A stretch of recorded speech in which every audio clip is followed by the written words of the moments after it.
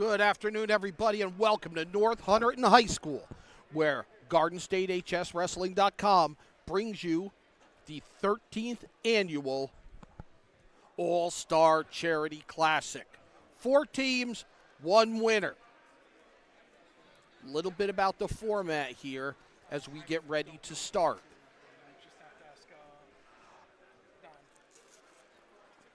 Donald Brower, James Clark, Kara Hubmaster, and myself, John Kovach, selected all-star teams from the best Northern New Jersey wrestling talent in a draft. Put 4 teams together. We are competing for charity.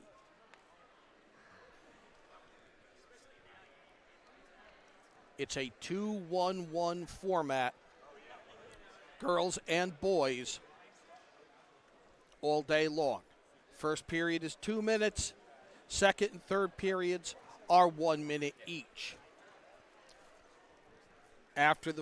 We'll start with the girls.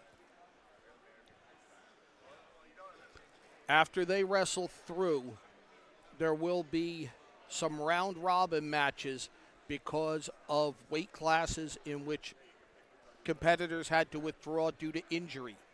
So if there are 3 competitors instead of 4, it'll be a round robin format.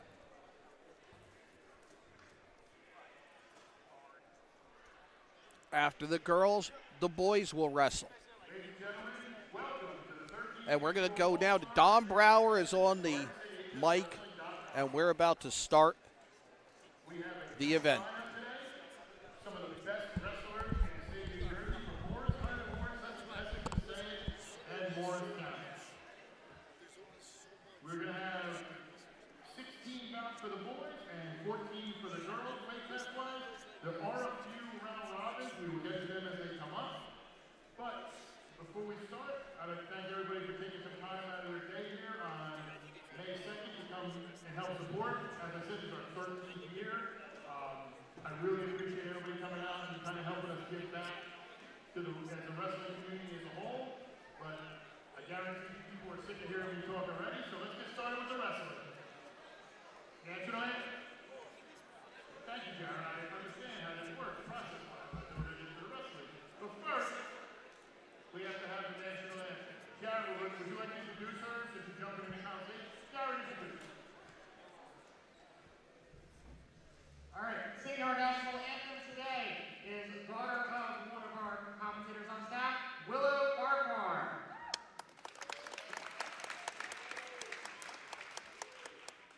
Oh, say, can you see by the dawn's early light what so proudly we hailed at the twilight's last gleaming, whose broad stripes and bright stars through the perilous fight o'er the ramparts we watched were so gallantly streaming, and rockets red flame above bursting in air, gave proof through the night that our flag was still there.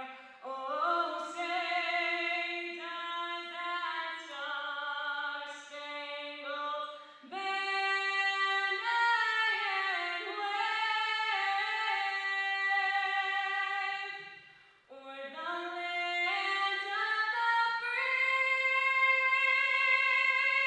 and the home of the brave?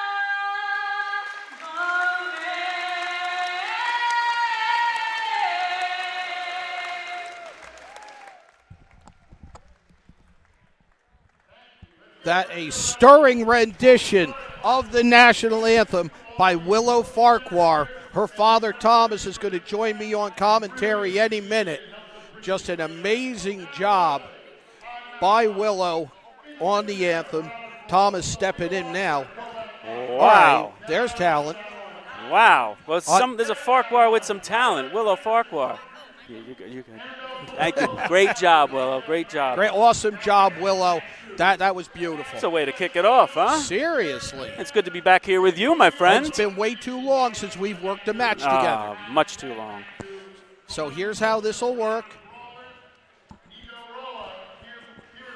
Browers Brawlers are in the black and gold. Kira's Painmasters are in the blue and silver. Clark's Dream Team is in the red, white, and blue.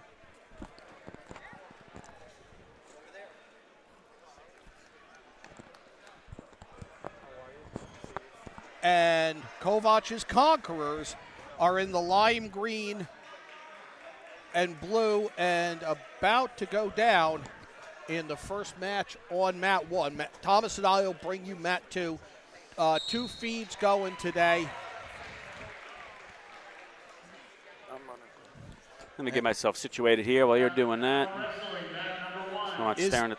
Izzy Timonero wins by pin on mat 1.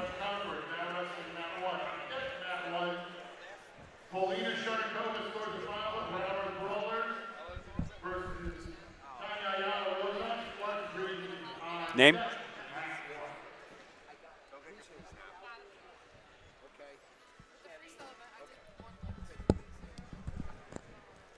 All right, Faith Melito of Clark's Dream Team in the red, white, and blue, and Natalie Diaz-Santos of Kira's Painmasters in the black, blue, and silver at girls 100 pounds here on mat 2, our first match. John, I'll tell you, I like this having the names on the back of the singlet. It makes our life really easy. It really does. I love it. The chatter you heard was the girls coming here to check in. I think it's not a duel.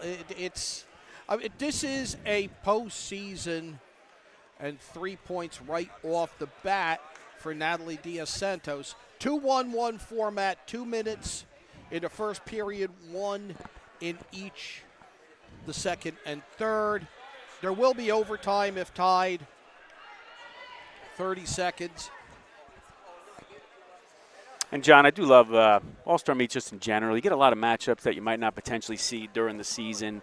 Then also you get a chance to see who's in shape out of season 2. Yeah, exactly. But that's why we do the 2-1-1. But you can see conditioning definitely become a factor late in some of these matches. I set out when I drafted, when I knew it was a 2-1-1, I set out to get wrestlers who I had seen, who I knew could score quickly. Wrestlers who went out there and tried to get it done quick. Yeah, the two first 2 1-minute periods for 2 and 3 don't leave you much time to get much done. Natalie Diaz-Santos has a turn. And She's got a Faith Melito bridge. in trouble here. What a bridge by Melito. Powering her way up. What a feat of strength to get out of that. And she peels it off beautifully. 4 back points for Diaz-Santos, but you can't not be impressed by what Melito did there by really forcing herself up off the ground. Up off the ground, that was impressive. And she's going right back to that wrist and a half. Real good, solid ride there for the remainder of that period. 7-0 the lead for Natalie Diaz-Santos of Kira's Painmasters. She is in a blue, black, white, and silver. Wrestling Faith Melito of Clark's Dream Team in the red, white, and blue. And she's going to go down to start period 2. Let's see if Melito can get a ride here. And like you said, only a minute here to get some work done. Head lever on the left, trying to pressure her forward. Good hips. Yeah, this is actually good wrestling from the bottom by Faith Melito. She's down 7, but she's using the advantage out of referee's position to try to get some points here and close up this gap. She's done a really good job of keeping Natalie Diaz-Santos tied up here. The Diaz-Santos powers to her feet, gets the escape. 8-0 the lead. And now we are in major decision territory here, because I know team points are going to matter in these matches, and we decide who the charity of charity of choice gets represented today. Have you gone through the charities yet? I have not gone. Because I know I was a little late to the broadcast here. I have not. I would appreciate it if you do. Yeah, absolutely. So, John, you're Kovach's conquerors for the wrestling for the Alzheimer's Association. That's correct. Yes, we like alliteracy a lot. There you go. Alliteration. James Clark's team will be for the Special Olympics. Kira's, help me with these names. Pain Masters. Kira Hubmaster, they will be competing for pin cancer. And Donald J. Brower's Brawlers, which he has already decided will be the winning team, will be the charity of choice's Tunnels to Towers. So just a reminder, the winning team gets to decide what all the money for charity goes to their particular charity. So something on the line today. Alliteration big in the names here, so I can tell you it was a long night in the Kovach residence with phones and online chats trying to name my team, and I came up with Conquerors. I like it. Looks like we should have some more back points there. It's going to be 4 more, That's looks like, a tech John. fall. It's 15. And that should be it. Yep. As I signal to the official that it's a tech. Well done. Tech fall for Natalie Diaz-Santos. She will wrestle Izzy Timonera for the 100-pound final. She was really tough on top. Up next, here on mat 2.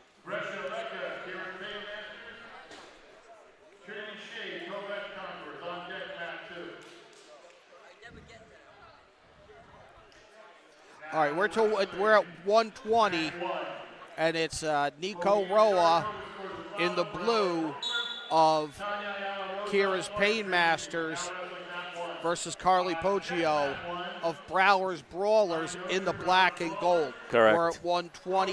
107 and 114 will be 3 wrestler round robins at the end of this first women's round. Got it. This will be on the test. All right, so Poggio and Roja. Let's see who wants to fire off the first attack here and get some points on the board. Good feet driving forward by Poggio. Broward's Brawlers always in the black and gold singlets. It's a good look. She's looking headlock, I can tell you that right now. Poggio was stepping in with her right hip, so she was looking for a headlock, so keep your eye on that as we move forward. But hopefully Roja knows that.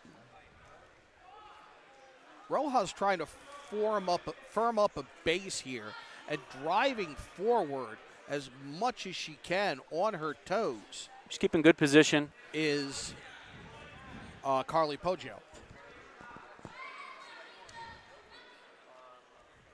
Just over 1 minute 10 seconds through this first 2-minute period. 2 minutes for the first period, 1 for the second and third each. Should be 3, and it is. And it's potentially dangerous, and I did not like the way that leg was going.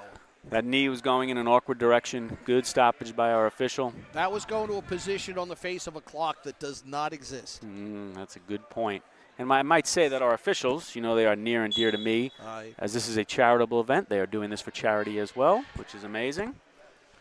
It's a big, everybody is doing this for charity. We've got a great crowd here at North Hunterdon. Really do. They have helped us out with the facility here, and it's a big day for wrestling and for charity. And just quite an interesting position here, trying to work a turn. Poggio's got her in all sorts of trouble here. Going to be hard to get the fall. I think time is winding down.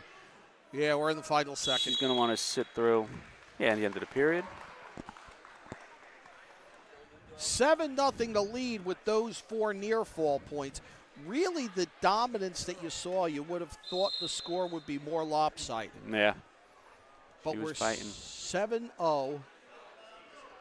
Now, Poggio. the teams are coached by seniors from this year's high school wrestling. Oh, okay. So coaching or scheduled, and not all of them were able to make it, but I'll read off everybody coaching Browers Brawlers, so they're in the corner of Carly Poggio. Nico Gonzalez, Mario Fornini, Andrea Tatasvili, Anthony Piamonte, and Molly Smythe. And for Kira's Pain Masters, Tommy Borgia, Rocco Salerno, Jared Martini, and Gina Bonacorso. This is tight here. She may be able to get the fall here. She looks up a little bit. She wants to get that shoulder got down. it. And she gets it. 32 seconds. Browers Brawlers. 32 seconds of the second round, so 2:32 the time of the fall.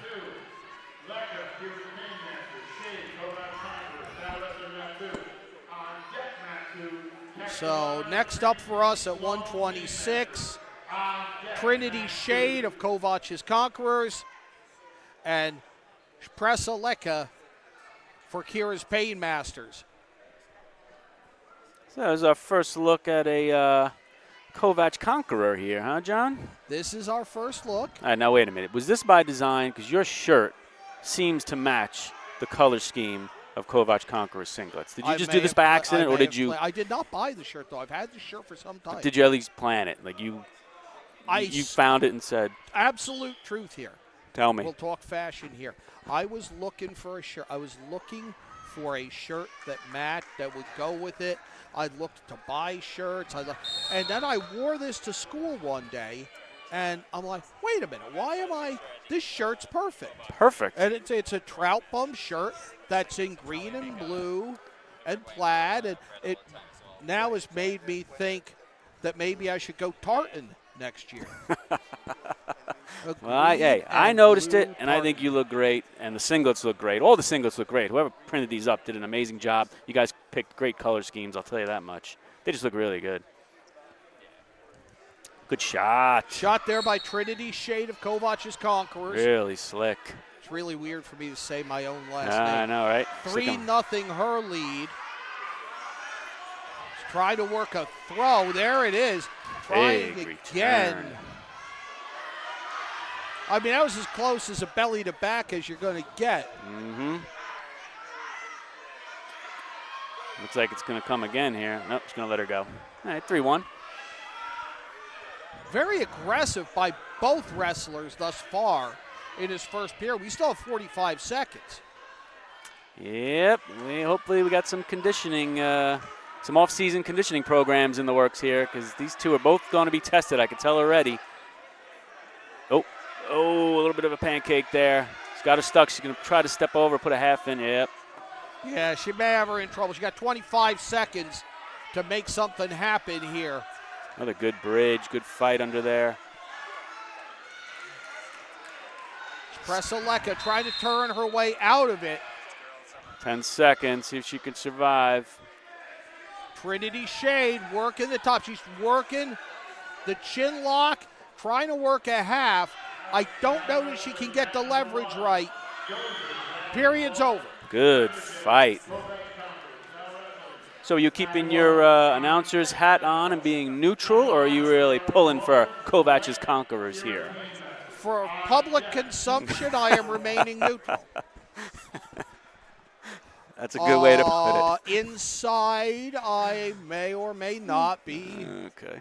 rooting for the colors. Okay. Looks like Leka is going to take bottom. Start period number 2. A lot of action there. So let's see. Shade on the top. She has a 7-1 lead. And wrenches Leka down again, trying for the turn. She swings her hips over. She's got her. She put herself in trouble there a little bit, Leka. But she's fighting. She's continuing to fight, but she's getting herself into these predicaments. Correct.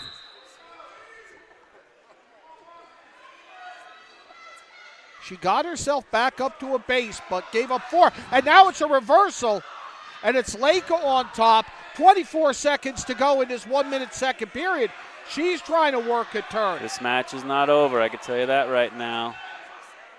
Leica looks a little up. She want to get her hips up and drag her across. Short time here. Can't get her over. 3 seconds. All right, she's not going to be able to get back points, but, got a reversal there. She can build back up. Should be 11-3, I think. Yeah, we're showing 11-3, and unfortunately,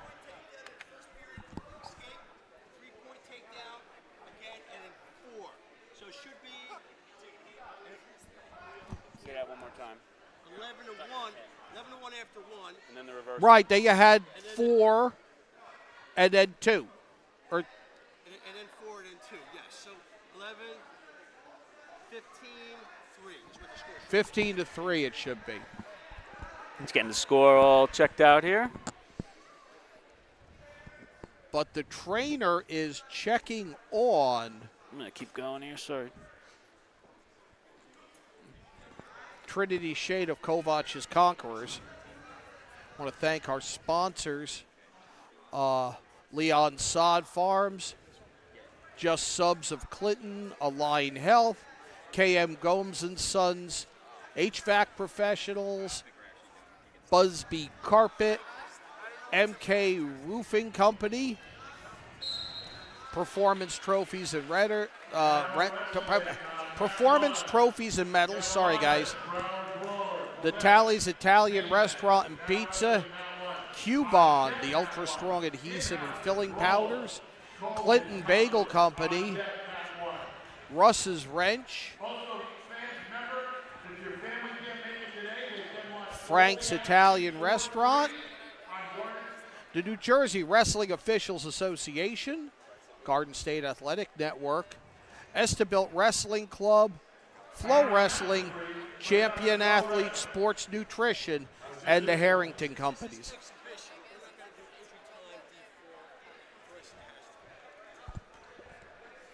Got a lot of sponsors here. Yes. It's like we have injury time now, so we're going to see how Kovach's Conqueror Trinity Shade is doing. Looks like a knee. Coach Kovach is going to walk over there and make sure she's okay. Again, we know it's a charity event. We're going 2-1-1. As far as injury times, I mean, first and foremost, we want to make sure no one's getting hurt here at a charity event. So we're going to do everything we can to make sure, give her plenty of time to make sure that knee is okay before she goes out there. Looks like her coach, looks like, we'll call him General Manager John Kovach, is saying it's okay. And I think Trinity Shade is heading back out there to start period 3. It's going to be her choice, and she is going to take neutral. So we're going to head into period 3, neutral. Looks like she's going to be all right. Talking to her dad at Matt's side just briefly a second ago. I think it was like a cramp in the thigh, which if you've ever had a cramp in the front of the thigh, it can be debilitating. So Shade holds a 15-3 lead. There's another 3 for 15-6 now. Still a major decision. But like Shade in trouble. I feel like the tide has turned here. I think this being a 2-1-1 format may save Trinity Shade in this match. And Kovach's Conquerors. 10 seconds left in regulation. She looks like she's going to find stall call on the bottom, but that's not going to matter. 2 seconds, 1 second. He survives. Good job, both wrestlers there. Wrestled hard. Great match. And we got Zach here, our production manager extraordinaire, sitting next to me eating butterscotches. Did you notice his shirt matches the singlets he has? The Conqueror's shirt matches the singlet colors he picked. He went all out today. I'm very impressed by that. All right, up next, 132. We have Jacqueline Sloan of Kira's Painmasters and Allison Castellanos of Clark's Dream Team. The matchup at 132. John Kovach, Thomas Farquhar bringing you the action from Mat 2. We have a separate stream, Mat 1. I'll see if we have and I don't know if we do, a running score on this.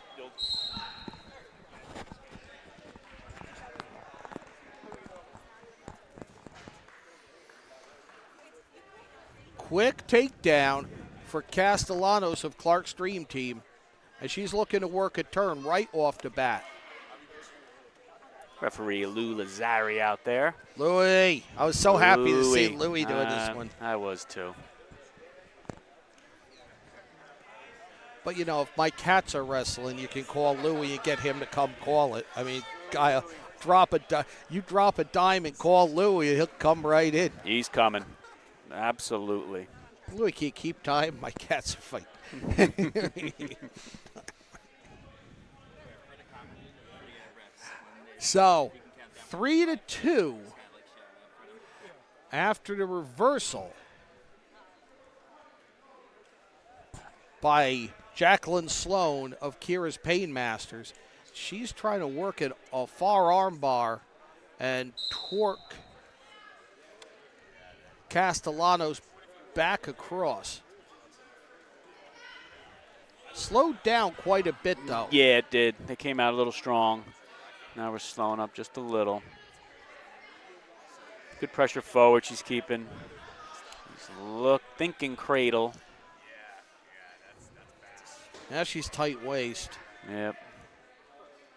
Now, Thomas, you've had a layoff now. You wrestled, February. If you made the States, you wrestled into March a little bit. And now we're in the first week of April. So you're looking at the better part of 2 months. Unless you're doing club, you haven't wrestled. And a lot of these guys are doing club. Are you prone to coming out with a fast start? Or are you prone to kind of slow play it? Or isn't there a prevailing wisdom? That's a very interesting question because sometimes it depends on your opponent. If you know your opponent, you know you might be a little stronger. You're going to want to come out a little strong and hopefully get it done really quick. Right. Because you know you don't have the conditioning and you don't want it. You're scared of the third period, to be honest, 2 months after the season. So you're going to want to get it done really fast. If you're a little overmatched, you just want to slow things down and maybe get to the third, survive, and hope your opponent is out of shape, and just you're in survival mode a little more. But it is a very interesting dynamic, these off-season tournaments, especially so close to the season just ending. Some of them get right back at it. They're in the club every day. They're in wrestling shape year-round. But most do take a little bit of a break, get your diet back to being a normal kid. But it's a very interesting dynamic, and it definitely does depend.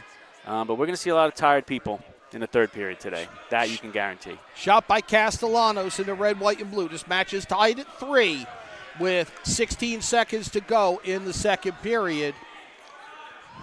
And the takedown now, a quick switch by Sloan, and she ends up getting to 3 points. 4, 3, 2, and a 6-3 lead as the second period comes to an end here in the girls' 132-pound class. And our referees have had a little bit of a break, too, so I wonder if they're in top form. And I'm saying that as I have a referee sitting right next to me. It's always good to have like a Mike Pereira type of guy. You just slap the headphones on and ask about calls. Yep, I love it. I wish we had a third headset. We'd have you on right now. He's hanging out with us, chilling. He's having some butterscotch candies. Some Werthers. Yeah, good. Little Werthers. Never hurt. I got like a 4-pound bag thanks to my wife. She was at Staples the other day, and he wanted to work because I was doing flag football Tuesday night. Oh, okay. And then she found that the price difference for a bag that was about as big around as a volleyball wasn't that much, so now I've got it. Now I'm bringing them by the pound. All right, so Sloan and Castellanos got a good match here. 6-3 to lead for Sloan. She is in the blue, black, silver, and white. of Kira's Painmasters, drafted by Kira Hubmaster. Just took a little peek at the clock there as we're talking about conditioning and later in these matches. Into red, white, and blue, Allison Castellanos of Clark's Dream Team.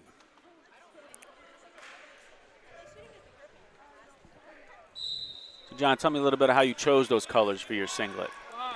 I remember I saw some of the email conversations going back, everyone choosing their colors. What went behind your choice? I always liked that color combination. 6'3". The final in favor of Jacqueline Sloan of Kira's Painmasters. She wins decision. And we'll get back to that in a minute. Sure. Up next is going to be 142. It's going to be Autumn Connolly of Clark's Dream Team and Melody Guzik Upchurch of Kovach's Conquerors. And this is 145. 138 is going to be another round robin weight class. So,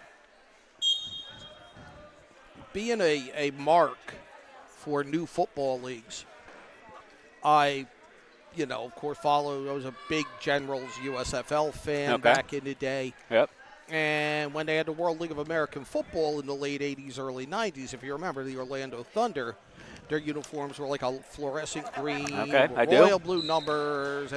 And I love that combination. If I ever started a football team, there you go, I would go to royal blue and fluorescent green. And I never did get a chance to start a football team, but I finally had a team of my own, and I said I kind of committed to this, and I like it. I wanted to try it. I've been asking the wrestlers and the coaches for feedback, kind of like, neutral, do you hate them? Do you love them? What do you think?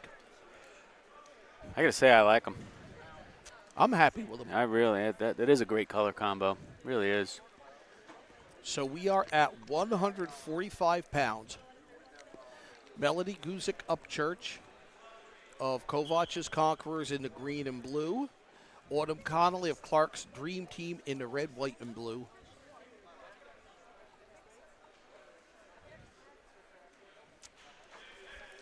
Shot by Guzik Upchurch. She's driving right through it, turns it into a tight waist.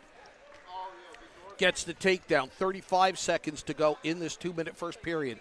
Again, a 2-1-1 format. First period is 2 minutes. The second and third, 1 minute each. And that was a nice takedown by Upchurch, and we talk about it all the time. She hustled on that one, kept the feet moving, kept driving. Through it. You being a former football coach, you know that. She just kept driving, and it was there. Yeah, she went for the double and just kept her feet moving through it. Yep. Now she's got to turn, and she's got her in trouble. Louis trying to get in there. Making sure. 5, 4, 3, 2. Time running out. Time. And the clock runs out before the fall. 4 near fall points for Melody Guzik Upchurch and a 7-0 lead after 1. She just misses getting the pin. Yeah, she had Autumn Connolly in all sorts of trouble there, but looks like Louis' disc is running away on him there. Little trick with the disc I'll share with you. You probably know this, you've been around wrestling so long. But I used to always have the problem of flipping the disc sometimes, and it's a circle. Sometimes it runs away on you and just rolls straight off the mat. You just got to cut one straight edge on it. All my discs had one straight edge. I'm sorry that you call that fall quick. Yeah, there we go with the fall. Melody Guzik Upchurch with the fall. Early in the second period. So whether I had a plastic disc, a wood one, whatever it was, it always had one straight edge, so it couldn't just run away on me. Up next, 152. No, excuse me, 165.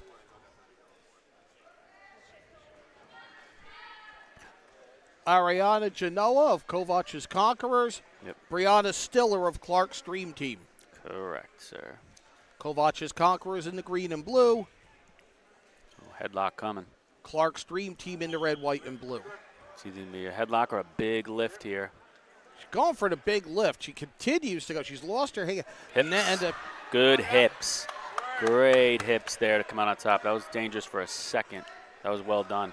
Genoa tried to turn it into a takedown for her, and just by shifting her hips, Stiller was able to roll through it. Very and now good. she's working the armbar and trying to get a tilt, and she's got it.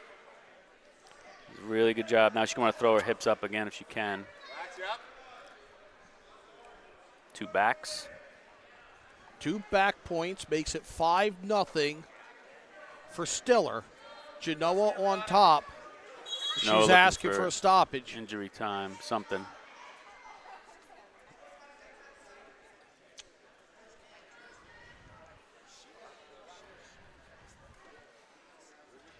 She might have been motioning Yeah. for Yeah, I think she. inhaler maybe, or she needed something. She's motioning towards her stomach.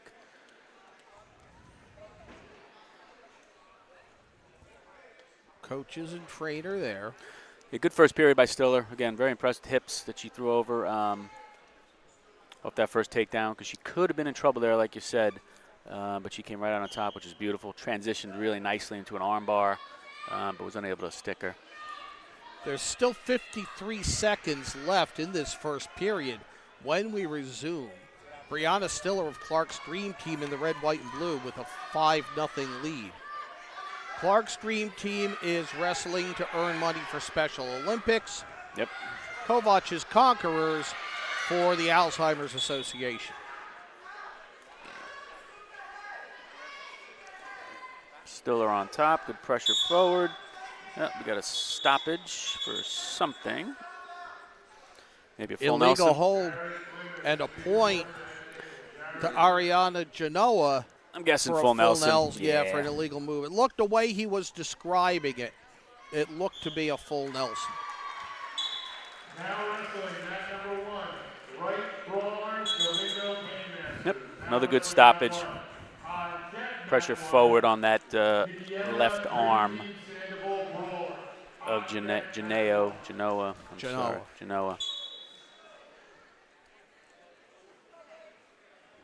And again, trying to turn There's with that the arm arm bar bar. again. Stiller. Big step around the head is what she wants now. She's going to big step.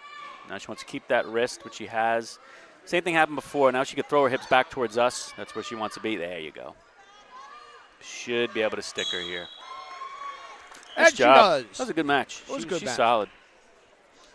Now wrestling match number 2. Murray Paymaster, Nava Conqueror. Now wrestling match 2. So how's it feel to be, you know, let's call it the general manager of an all-star team? Getting to meet these competitors, the girls, the guys. You handed out the singlets this morning, which I thought was pretty cool. It's got to be fun. I don't know. It is. So we have Brianna Murray versus Jennifer Nava at 180 pounds. Nava in the green and blue of Kovach's Conquerors, and Murray of the Pain Masters in the blue, black, white, and silver. And, you know, as we continue, you know, next few years, we continue to announce, God willing, you have a bit of a connection with all these wrestlers now because they were on your Exactly. team. That's kind of cool. Every event you see one of your guys, they're going to remember that you drafted them, you chose them, you gave them that really cool singlet for this event. I just think that's awesome.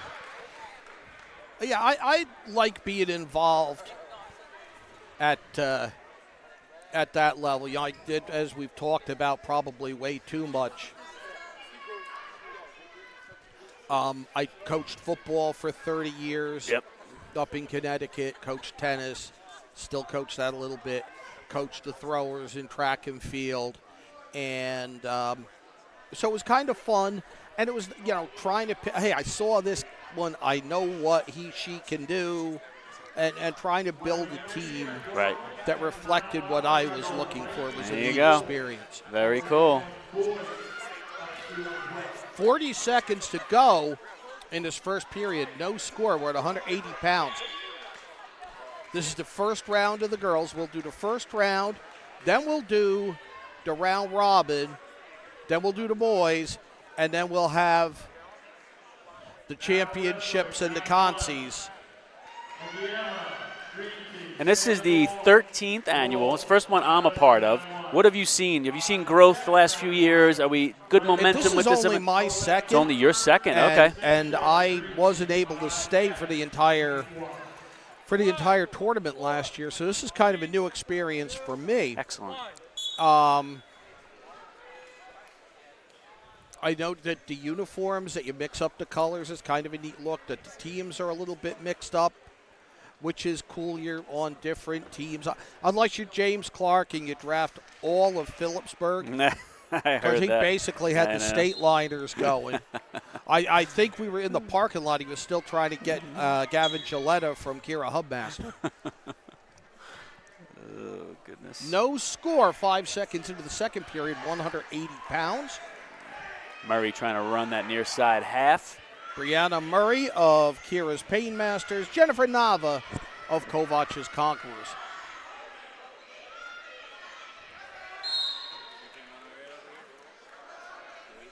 She's trying to run a half is Murray, but powering to her feet, Nava.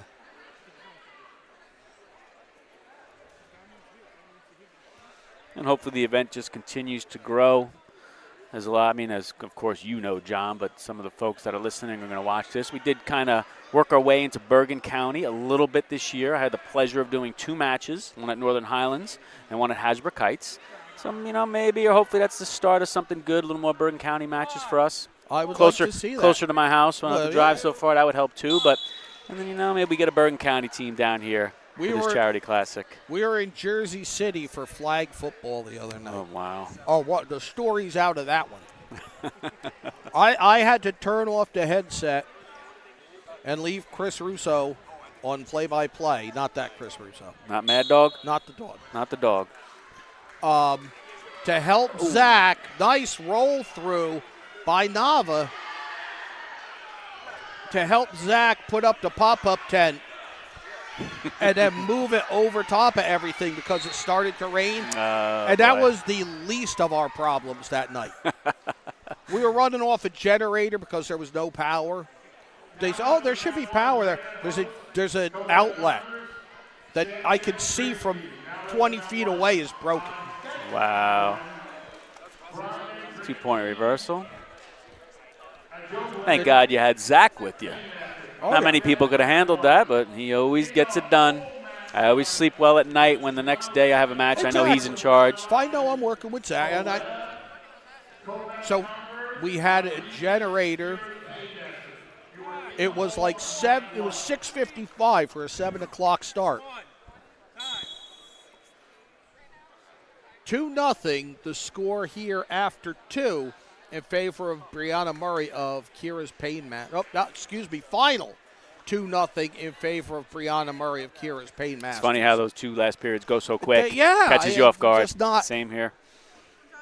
I was thinking the same thing. 200 pounds on the mat now. Giselle Andrade of Browers Brawlers and Madeline Rios of Kira's Painmasters.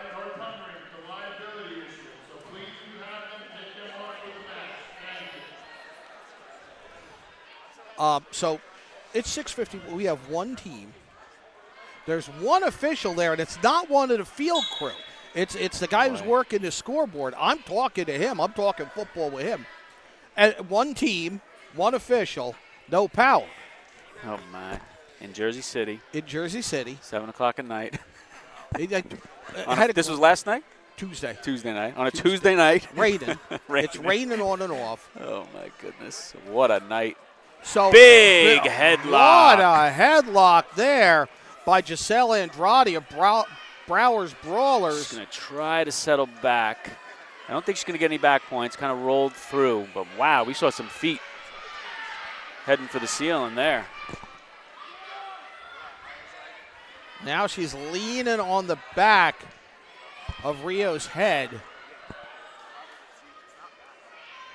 So Irvington gets off the bus.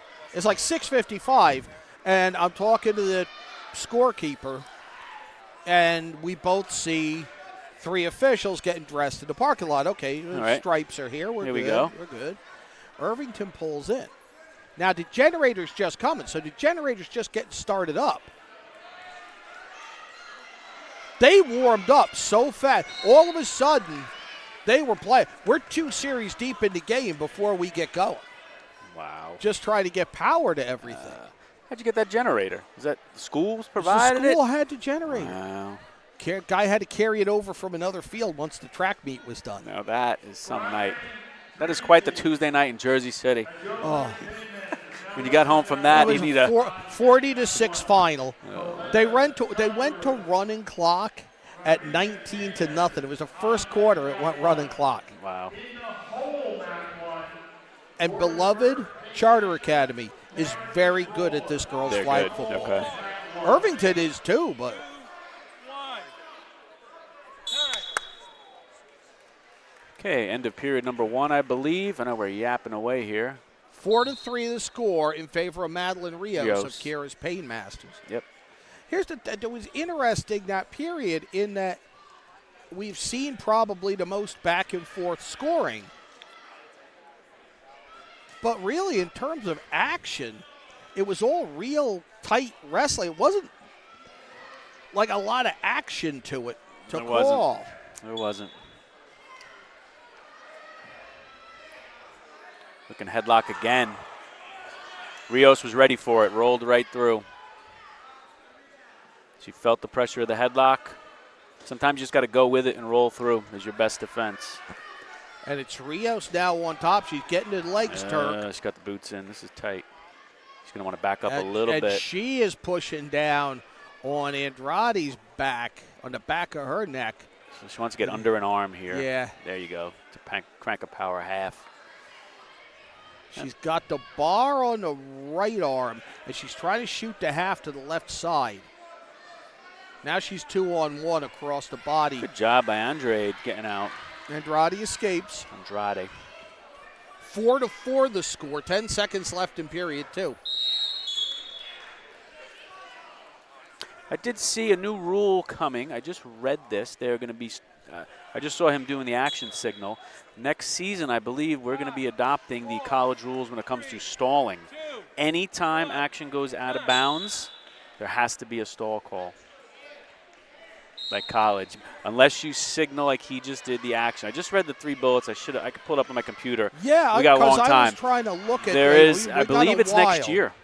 We got a while because we're still in the first round of the girls. But I saw they were making changes, I think was the biggest That's one. the big one, the stall. And I wanted to discuss that. Yep. Third period underway. We're tied at 4. Giselle Andrade of Browers Brawlers in the black and gold. Madeline Rios, Kira's Painmasters in the blue and black. 2 there for a reversal for Rios. As long as my Wi-Fi cooperates, I will start bringing it up, so we'll have something to chat about. It is interesting, though.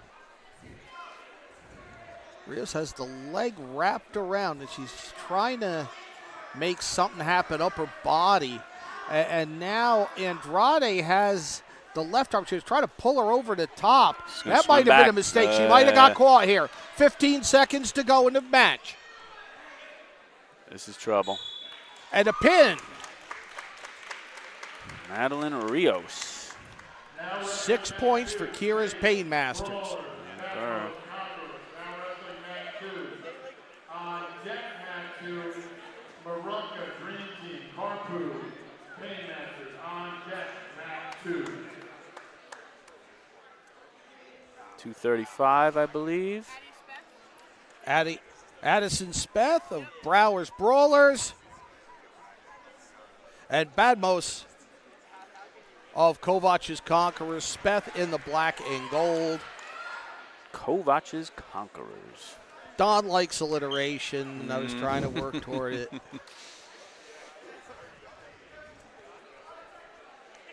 And I'm trying to effort us some team scores as we reach the end of girls round 1. We'll have round robin at the 3-person weights. We did have people pull. By the way, my team had like 4 wrestlers pull out. Oh, that hurts. Yeah, that hurts the team I'm down scoring. like 4, yeah. You're down. All right. I have, yeah.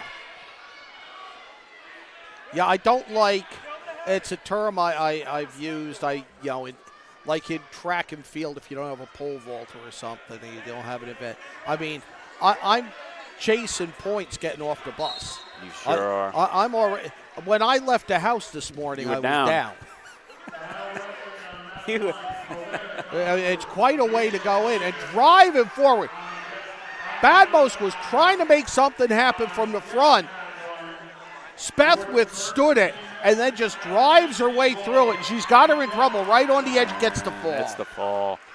Yeah, bonus points are going to be big. 1 minute and 9 seconds. Addie Speth of Browers Brawlers with the fall.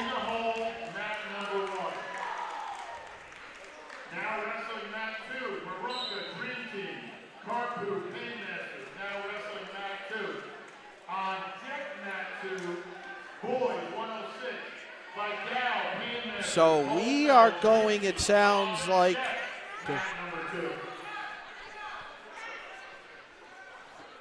so now we have the 114-pound round robin here. We have Skylar Karpu of Kira's Painmasters, and she is facing Nina Marunka of Clark's Dream Team. This is one of the weight classes that I lost a wrestler at. So you also have Lillian Adabo of Browers Brawlers competing here. It'll be part of the round robin. Gotcha.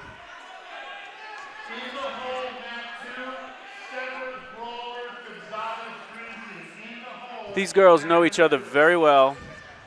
And this match is They're already having some fun.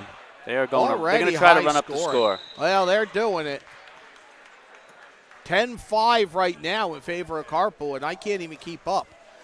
Single leg by Karpu. No takedown given. Right now, they're having a little fun out there. The two of them, they know each other well, as I can tell. Takedown by Marunka. She cuts her. This is just going to be takedown and cut. That's what they're doing. Look, they're loving this. This is what sports is all about. Having fun. They are definitely having fun until someone gets tired. Then it's going to be who's going to win. Trent's the one who's going to get tired here. 18-14, and we're going to have to check with the historians on this tournament to see about the. Yeah, they are looking to run the score up here, these two girls. But who's going to want to win at the end is going to be my question. I do have an update Ooh. on the team scores. Browers Brawlers is in front with 77 points. Okay. Kira's Painmasters second with 58.5. Kovach's Conquerors third with 51. Clark's Dream Team fourth with 36. All right, 51 for Kovach's Conquerors. I'm all right with it. He'll take it. Nice roll. They look at the just joy on their faces. They're just having They're just fun. having a blast here. Hitting moves, letting each other up. Next takedown.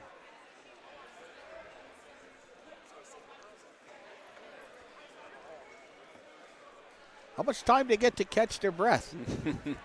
We're going to give them extra time because of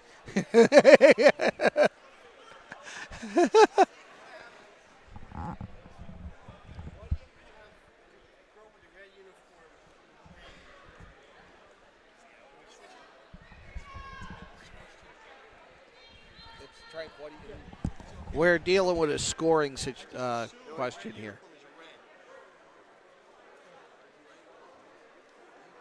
Trying to figure out the scoring here. Yeah, we're trying to get caught up on that. Well, the girls catch their breath. 30-point first period.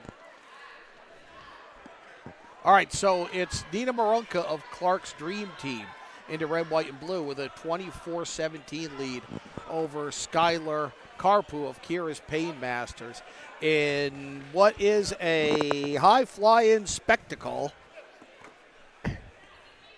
They are planning out their next scoring right now. Exactly. The conversation they're having. Or have they decided to go at it now? Yeah, things have picked up a little bit. Going to shoot the second period? Yeah, now I think we're back to someone wants to win.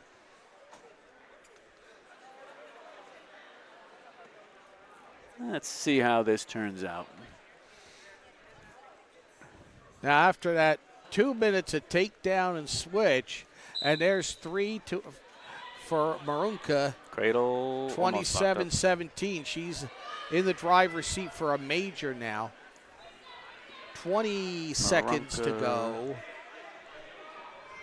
in period number 2. This is the round robin, and we are at 114 pounds. Oops, she may have gotten herself stuck there. 27-20 now. Now just a regular decision. 4, 3, 2, 1. Time.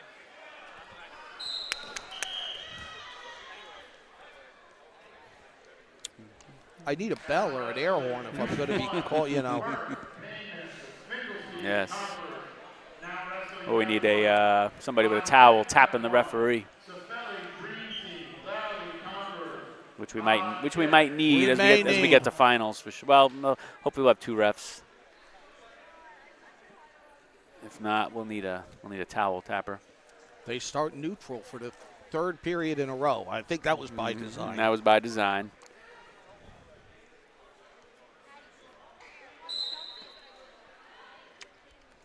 Nina Marunko in the red, white, and blue of Clark's Dream Team with a 27-20 lead. 30 seconds to go in regulation here. We are at 114.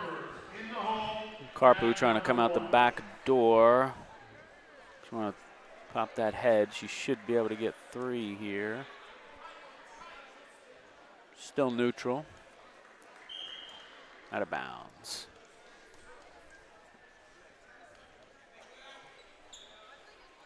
So I haven't had a chance to see what the eats are out there. Pizza, snacks. We got some good stuff. Hold Pizza, us over. Snacks. All yeah, right. you'll get through. I got enough Werthers to keep us alive for several days. 2, 1. Time.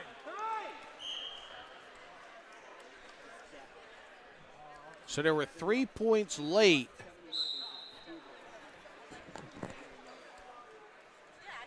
And that's going to be a wrap. 27-20, I believe, the final. That was a great match. Good job. That was a lot of fun to watch. That was Adabo, Marunka, and Karpu. It looks like we got some boys coming up here, John. Now wrestling mat 2. On deck mat 2, Severus, Brawlers, Gonzalez, Trinity. On deck mat number 2.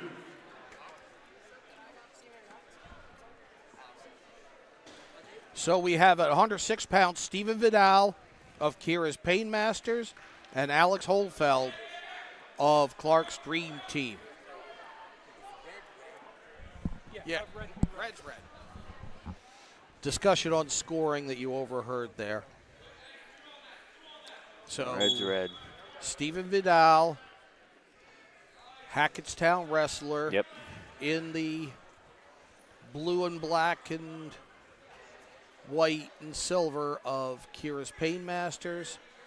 Alex Holfeld of Clark's Dream Team in the red, white, and blue. It's going to be a good match. The eye test tells me this is going to be close.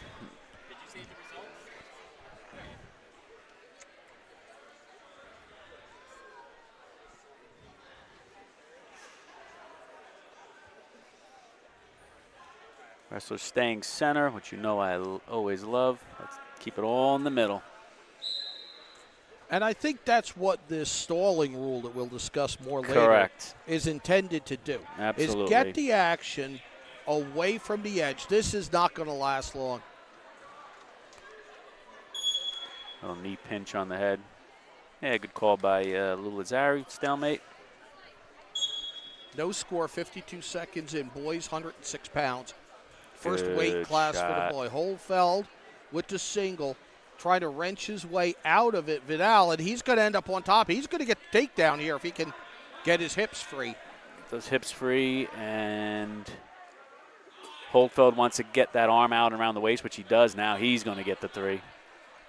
They struggled for that. He sure did. Somebody was going to earn that takedown.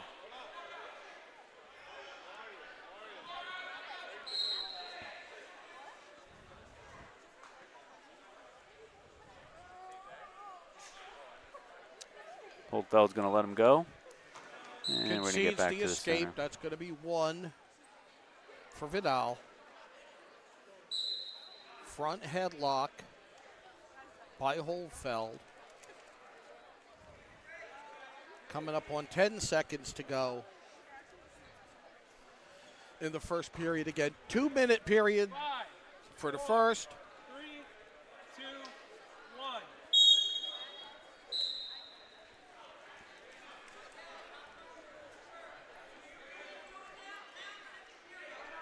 One of the lesser rule, not I'm going to say lesser, but one of the other rule changes is now that buys do not count as a match and are not counted towards your maximum number of bouts per day or per week or per 2-day event. What about forfeits? So, well, I mean, if it was if we're just talking tournaments here, I'm just reading through it right now. National Federation, reworked language. A bye does not count towards your record. So, say you go in a couple tournaments and get a couple buys, they do not count. You know, Okay. you're not 2-0 if you had 2 buys. That's fine. Buys do not count as a match and are not counted towards the maximum. So forfeits will count. Okay. Forfeits will count as a win, will count as a match. Buys, it's almost like it never happened. Okay. Which didn't. Which it didn't, basically, but we used to count it. It does not, like it never happened, which it didn't. You are absolutely right. Alex Holdfeld of Clark's Dream Team will go into the third period with a 3-1 lead over Steven Vidal of Kira's Painmasters. Yeah, we're going to have some stuff to go through. 18 new rules approved by the wrestling committee for next season. And Vidal concedes the escape. They start neutral. 4-1 now. Holdfeld with a lead of 3. And 2 shots in a row by Vidal. Vidal was a little from space there. I'd like to see him close the gap a little more. Yeah. But Holdfeld's been keeping really good position throughout this match. In the home mat number 1, Kahari Dream Team, Eugene Kovacs. Vidal looking to go upper body. He's got the double underhooks. Got a stall on red. This Holdfeld backing up a little bit. Vidal's still looking for something big. He's got 13 seconds to score here. He should get 3. a takedown here if he can pop his head. There it is. We're tied at 4 with 7 seconds to go. Wow. Good work by Vidal. We might see overtime for the first time today. 4-4 with 5 seconds to go. Big roll through here. Watch your back. Nice job by Vidal. We're going overtime for the first time.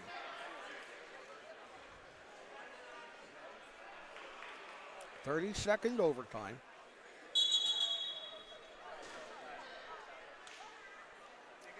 Is that what we're doing, 30 seconds? 30, yeah, and then right out. Okay.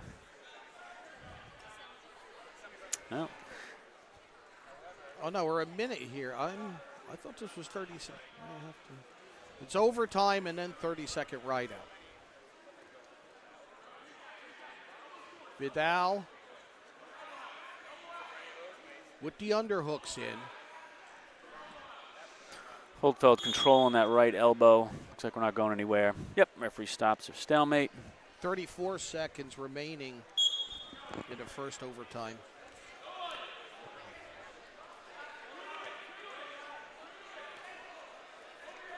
Going to cast his hips over, which he does.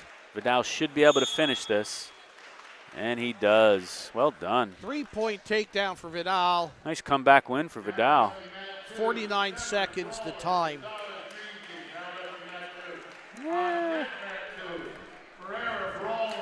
The eye test was correct, John. 10 seconds in, I said, this looks like it's going to be a close match. And it was our first overtime.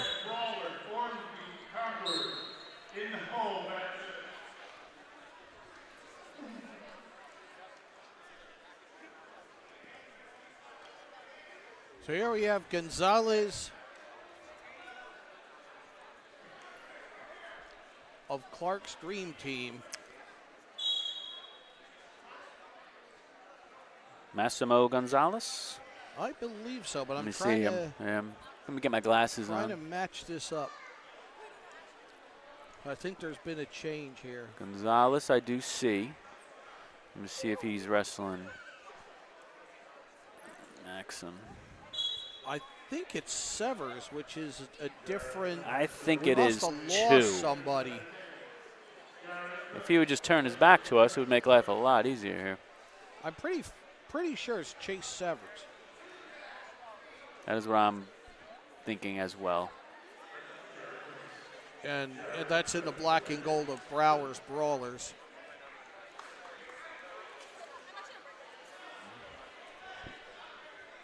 Three for Gonzalez.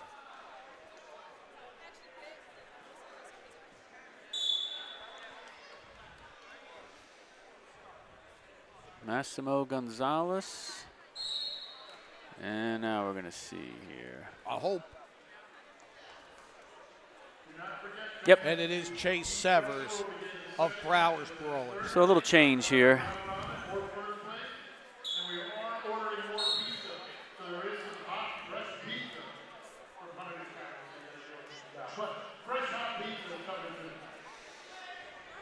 Massimo Gonzalez, real solid ride here, John. He's been a bit suffocating on top. That's a great word for it because he really has not allowed Severs to do anything. Severs was a county champ, I believe, if I remember correctly. You are correct. I remember interviewing him after the county finals. 5, 4, 3, 2, 1.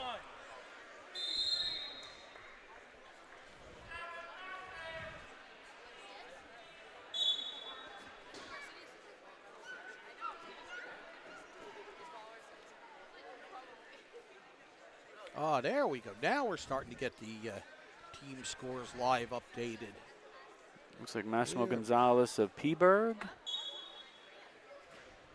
which makes sense. Clark's the dream team, and he's from Peaburg. Like you said, he did pick all the Peaburg guys. All the Peaburg guys. Clark's state liners.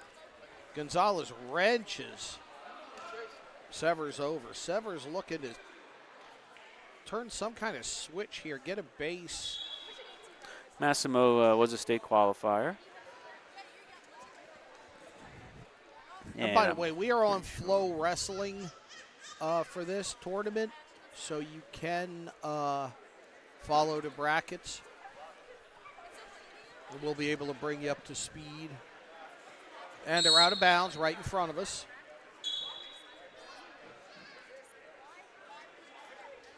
And Gonzalez shaking it off. He's going to get checked.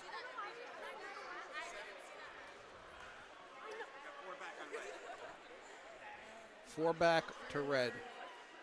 So 7-0. Massimo Gonzalez with the lead. Both wrestlers had similar seasons last year, both high placers in their regions, both state qualifiers. Neither one placed, I believe, falling in wrestlebacks. We got two really solid individuals here. I mean, this whole lineup, front to back, it's all county champs and state qualifiers. You ready? You ready for this? More hammers than a hardware store. Well played, lad.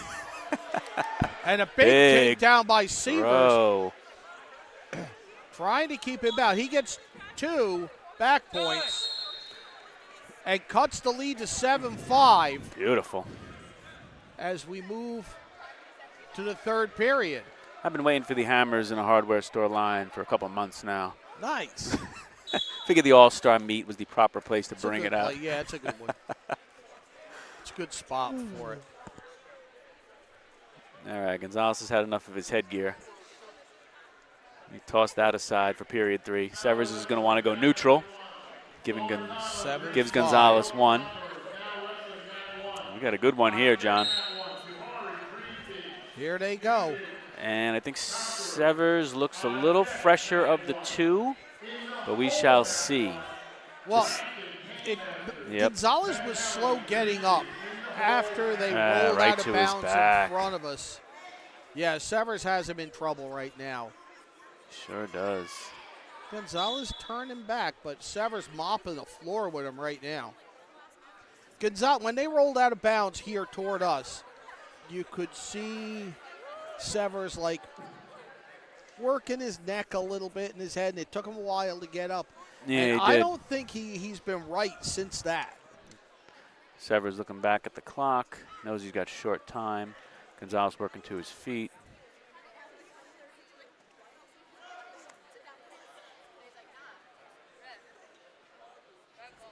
Good period for Severs. 3, 2, We'll try to get a quick one here if he can. Well played. Good match. Two solid wrestlers just going at it. I love it. Well done, boys.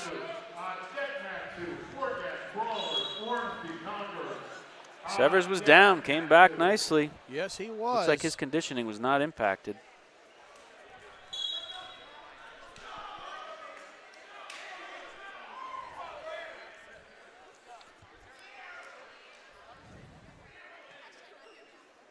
Gerard Ferrer. Gerard Ferrer of Kira's Painting Masters. And he looks to be up against Looks like Maneri. Luke Maneri of Browers Brawlers.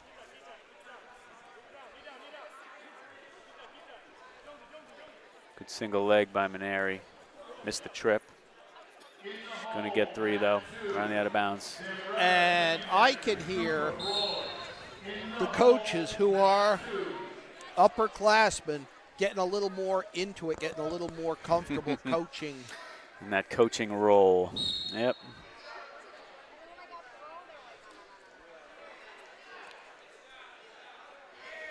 Hey, Maneri's going to cut him free. 3-1, Maneri with the lead. As of right now, Good reshot. I was unable to keep the feet moving there. Browers Brawlers with 88 points. Kira's Painmasters 73.5. Kovach's Conquerors 55. We're going to have a throw here of some kind. And Yep, good job. 3 there. Gerard For Ferrer, Ferrer. he weathered the storm a little bit. Maneri came out real hard, stayed calm. Good re-attack right Nice there. switch by Maneri, and he immediately counterattacks. Now he's got a handful of leg. He's trying to trip him up and take him down. Should get 2 reversal there. Just got it. 2 for Maneri. He gives him a 5-4 lead.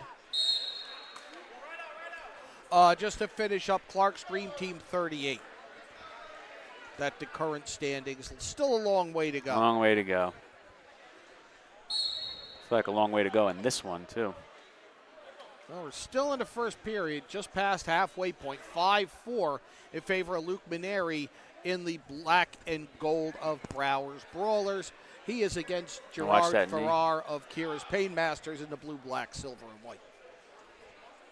Sorry, I jumped on you there. It's just the coach in me No comes worries. out anytime I see a limb go the wrong way. I just jump right out. Watch that knee. I do the same thing.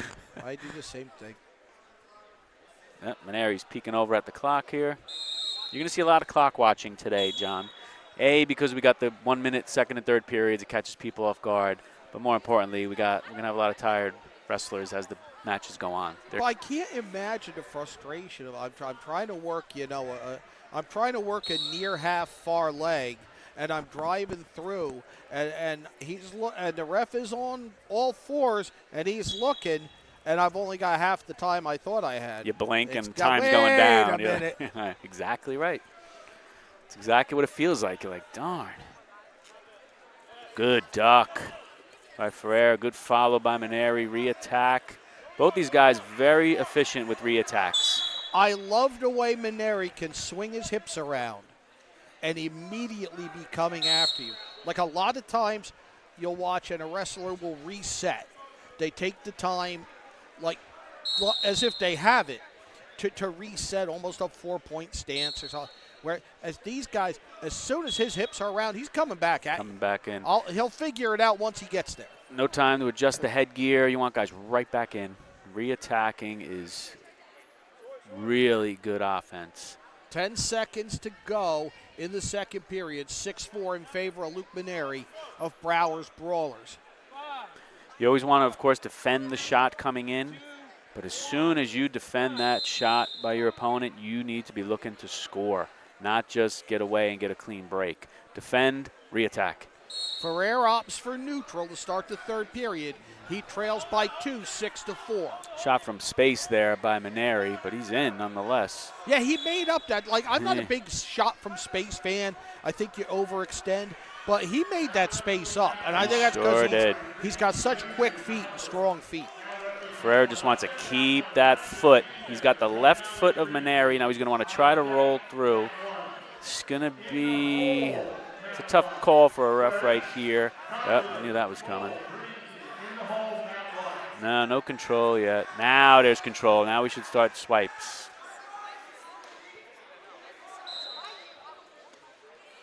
Ferrer trying to push the head off, just trying desperately to get any kind of leverage and keep his back clean. He trails 9-4. We're inside the final 10 seconds of regulation. 5, 4, It's a good match. Two solid kids, 1. for sure. 9-4 the final, a decision for Luke Maneri of Browers Brawlers. They currently lead the 13th annual GardenStateHSWrestling.com All-Star Classic. Forgatch. Logan Forgatch, we're at 120, up against Max Ormsby. Forgatch of Browers Brawlers in the black and gold. Ormsby in the green and blue. Forgatch, one of my favorite guys to watch wrestle. Great wrestler, 120-pound match is here. Solid. I'm not that familiar with Max Ormsby, but I guess we will be. Forgatch is in immediately. That's 3. 3, and he's got both legs, and he's got position to make a lot of things happen, and none of them are good for Max Ormsby. They are not.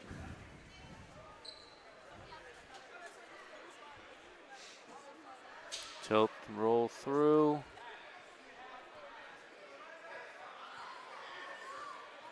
Freestyling. Rolling through. Forgot to tell him it's not freestyle, but I guess he knows that, and he's just practicing his See leg what he lace can do. here. Practicing his leg lace. And we're seeing a lot more. Actually cuts him there. Makes it 3-1 in favor of Forgatch. Forgatch got him from behind, now breaks him down, drives him forward, 3 for the takedown. Trying to work from behind. Watch his back and watch his neck. Yeah, arm bar. Good transition there, the bar. This is trouble. Yeah. And there's still 45 seconds to go. Well which done. is the time of the fall. 1 minute, 15 seconds.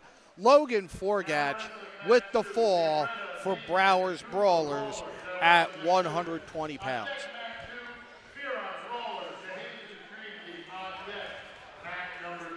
126 now. We have Riley Burke. Okay, who we got? Okay. Issa Koopa of Browers Brawlers and Augie Zamretta of Kira's Pain Masters. We're at 132. Guys are coming to us, and we're not doing the check-in.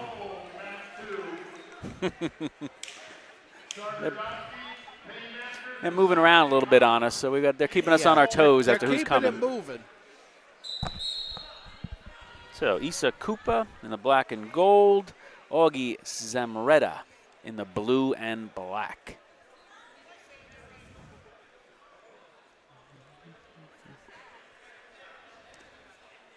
Shot by Koopa. He doesn't catch anything. Zamretta spins around it. Back to their feet. Zamretta hand checking.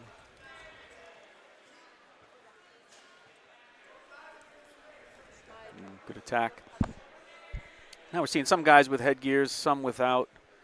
John, I was always a headgear guy. I was going to say, what was... I was always a headgear guy in summer tournaments. I just didn't want to disfigure my ears. My ears are big enough, and I don't need them to be messed up at all to add to it. You don't need that thing. And my mom always said, make sure you wear your headgear. I don't want you getting that ear, whatever they call it. Cauliflower ear. Cauliflower ear. So she impressed it upon me. Even through college, I always wore it. Even in the room, people would bust my chops. You have your headgear on all the time. Like, I want to mess up my ears. Yeah, you now also it's have like ears. now it's like a badge of honor. Like, some people want it in a crazy kind of way. Potentially dangerous stoppage. Yeah, good stop there. That knee was going in a weird spot. Koopa of Browers Brawlers with the 3-0 lead.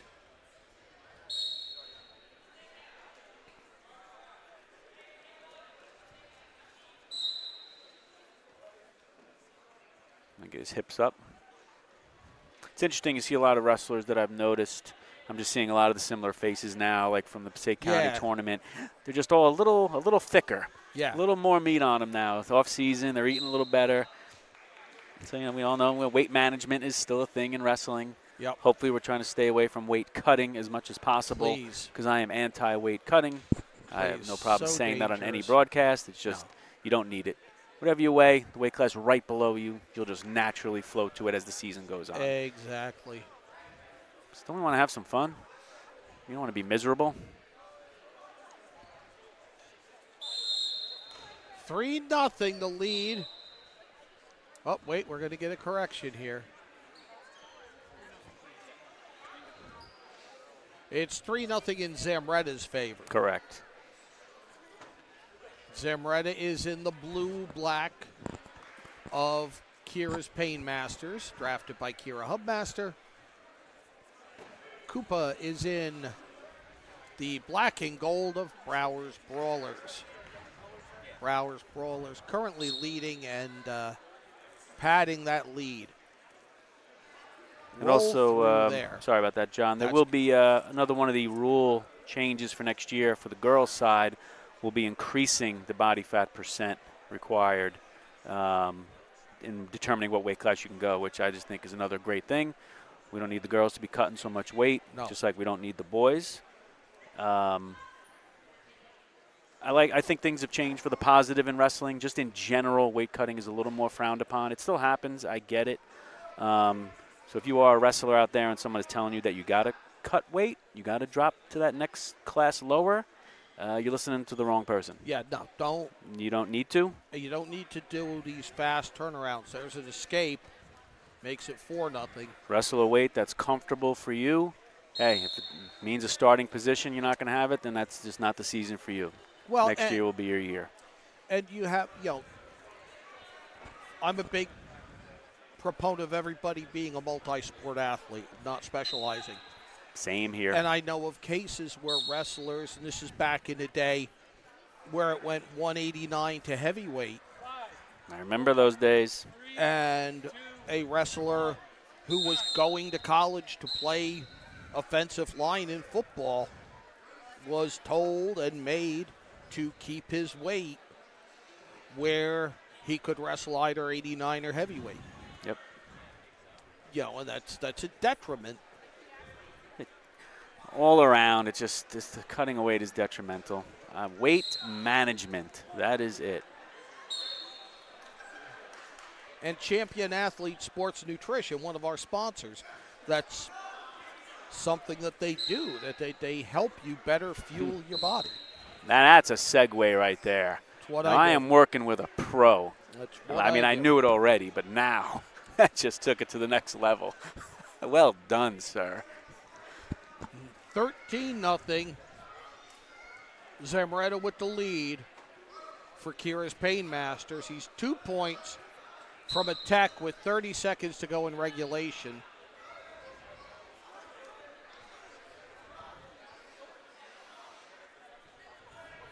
Yeah, he's in total control here. Oh, yeah. Reinforced bar on the left side. Now he's looking at back hook. And he lets it go. Oh, nice job there, easing up, letting Koopa get up. And then running through him. 13-0, a major in favor of Augie Zamretta of Kira's Painmasters at 132 pounds.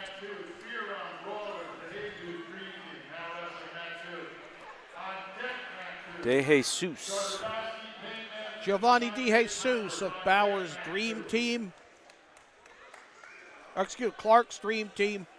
James Fearon of Browers Brawlers. He's in the black and gold. Oh, beautiful high crotch fireman's right to his back.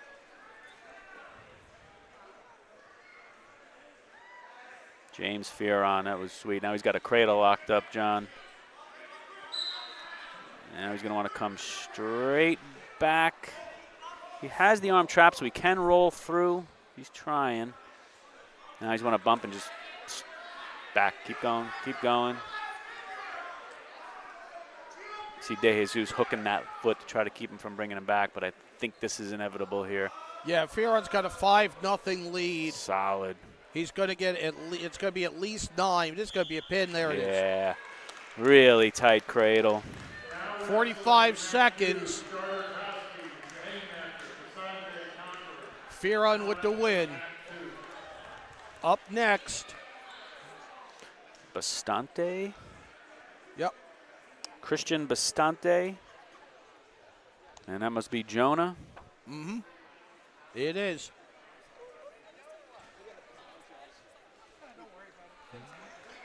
Yep. Christian Bastante, Jonah Shargordaski. Bastante in the green and blue. Of Kovac's Conquerors. Shargordaski in the black blue of Kira's Pain Masters. I do like that name. That is pretty good. And we're at 138 pounds. Now the winner of this match will face Fearon, who we just watched with. Who we just watched. Yeah, this is one of the rare occasions where we're getting both semis on the same mat. Correct. So we get a good look at how the finals are going to shape up, which I do like. Shargordaski in the driver's seat has the overhooks in. He's going to want to keep snapping down hard as he can. There's the reversal by Bastante. Bastante. And Bastante gets three. 3 for the takedown. He's going to cut him. Concedes a point. It's 3-1. Bastante's favor.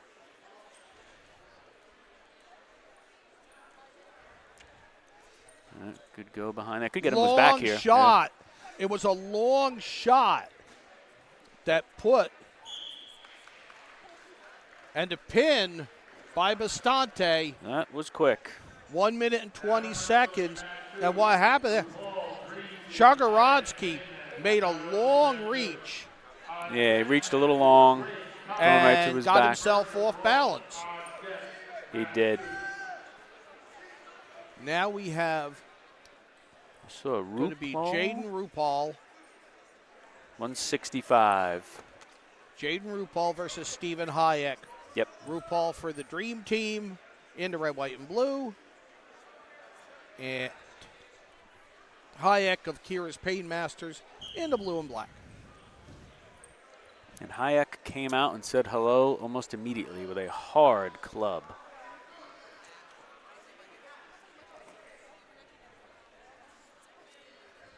Yeah, I mean,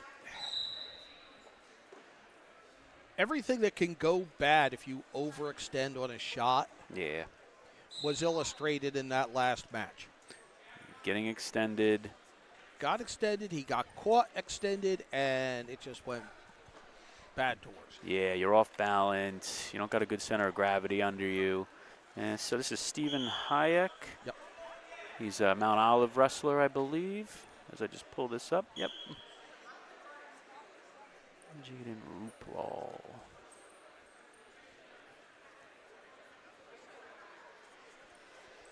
And Jaden Rupal, a High Point wrestler.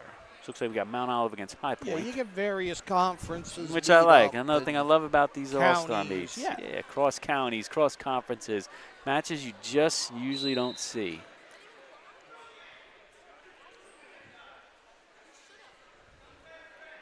In the hole, mat 1, Capolo, Kovac Conquerors, Ward to be Brawlers. In the hole, mat 2, Garrett. All right, Kovac's Conquerors. You are the general manager of this squad, so I want your opinion. So here we go. Stalling modifications for 2026-2027. Hot off the presses. Let's see what we think about this.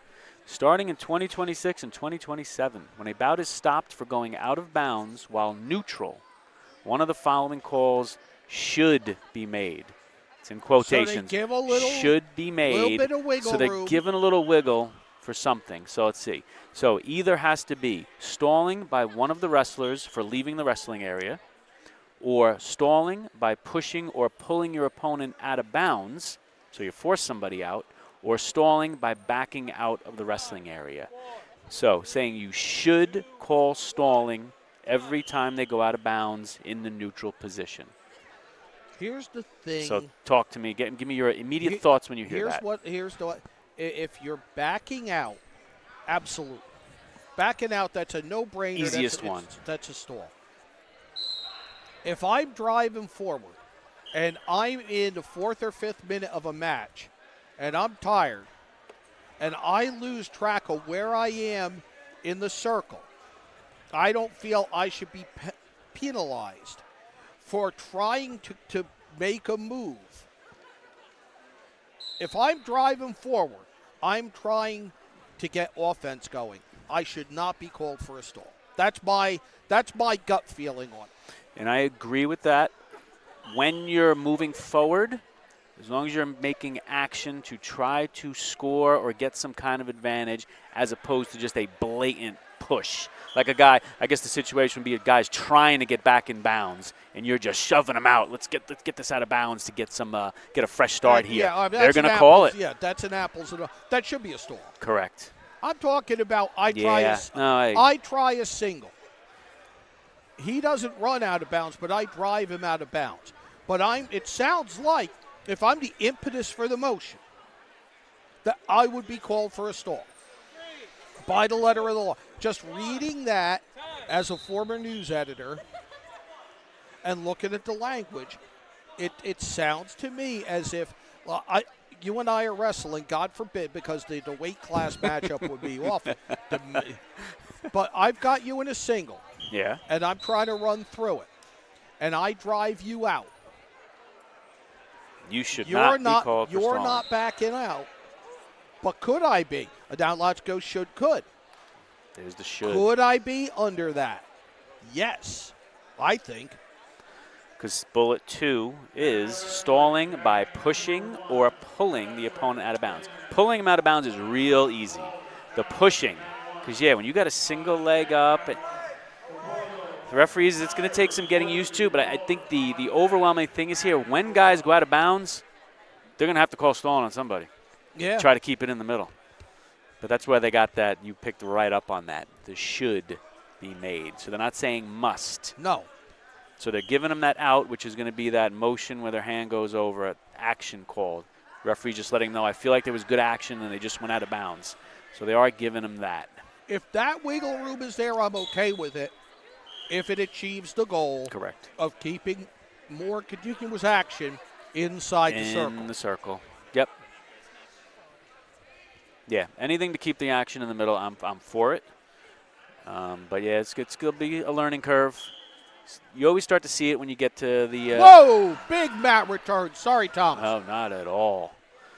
You start to see it when you get to state sectionals. And another big mat return. State sectionals, districts, regions. That's when a first-year rule really comes to light. The higher profile matches. Then you'll see how it turned out.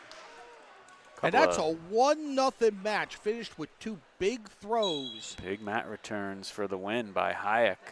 Hayek just took him up and put him down.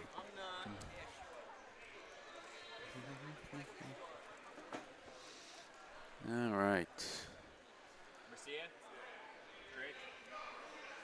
Okay, So- Murcia. And Murcia we saw a lot last football season Oh, yeah? when we did Pompton Lakes games. He is a workhorse. He is a tough player, and I want to see him. Christian Murcia, Nick Drake. Okay. You say Murcia's green? Yes. Okay. Murcia is green. Maybe over the course of the day we'll get an official on here to have a little discussion about that stalling for 2026, 2027. I have always thought, and it's one of the things that I will, push for and discuss, is quick takedown by Mercia Yeah. is a show, even if it's short, where we have an official on or to discuss the rule changes. I would love it. The previous year's rule changes and the ones coming up. What's How coming? did these work? What are the points of emphasis? Because I think a lot of people don't know, and I'm sure I know they do it in football. I'm going to go out on a limb that I think is pretty strong and say they do it with wrestling referees, that they pick certain things that they want to focus on into coming out. Absolutely. Equipment violations, it might be in football, sportsmanship, Correct. downfield blocks, whatever. And in wrestling, I'm sure that they have points of emphasis. I want to know what the points of emphasis are. They absolutely do. 100% points of emphasis every season. Keep an eye out for this now. Let's be careful of guys using injury time for stalling. There's always points that they want to focus on. You're 100% right. That limb you went out on is very strong. You are right. Escape there by Drake makes it 6-2. Mercia wrestling for Browers Brawlers. They have a 121-point total so far. Kira's Painmasters second with 89.5. Kovach's Conquerors third, 78.5. Mercia has Drake in trouble. Drake reaching out, but he can't get anything. And Mercia with the fall. For Brown, let's take a look at that. Works through it. Throws him down with authority. And scores the fall. Went to go. Owen Garrigus I went to go. of Clark's Dream Team. Antonio Maiden of Kira's Painmasters up now at 173 pounds. So I went to plug my computer in, and I heard a boom. We had a good throw there, John? It was a good throw and a quick pin. By Christian Mercia, Mercia correct? just dominated. Yep. Mercia is good. He is strong. He is tough. I look forward to seeing this young man running the ball and playing linebacker again next year at Pompton Lakes. Pompton Lakes. And you can tell some of these guys that they are wrestlers when you see them on the football field. Yeah, it's good to see some of the techniques that come in when they're tackling. It's beautiful. Some of the footwork. Yep. Absolutely. And it's good. You've had a lot of exposure to both, so you get to see it a lot more from a different angle than most people would, having the football background and wrestling now as well. I've said it a million times on these airwaves that I wanted all my guys to wrestle in the off-season. Trouble is that places that I worked up in Connecticut may or may not have had wrestling programs. Okay. That was part of it. Number two, we got an injury timeout here. Number two was the way, I'm sure it's the same here, but in Connecticut, especially once they expanded the football playoffs, you were looking at 2 weeks into the winter season. If you were a team that went to a state semi or a state final, you're looking at missing the first 2 weeks of wrestling. And I think you can vouch for the conditioning that goes on in those first 2 weeks. Yep. Football shape and wrestling shape, two different different things. Totally different things. No, that's a great point. It does take the football players. You'll see it in their performance on the mat as the year goes by. They just get stronger as the season goes by. Early season, they're just not in that same shape. It's just different. Princeton-bound Tommy Borgia looking for blood on the mat to clean up. Thank him for that. We're in an injury timeout with a minute left in the first period, the only 2-minute period of the match. Owen Garrigus in the red, white, and blue of Clark's Dream Team with a 3-1 lead now over Antonio Maiden of Kira's Pain Masters.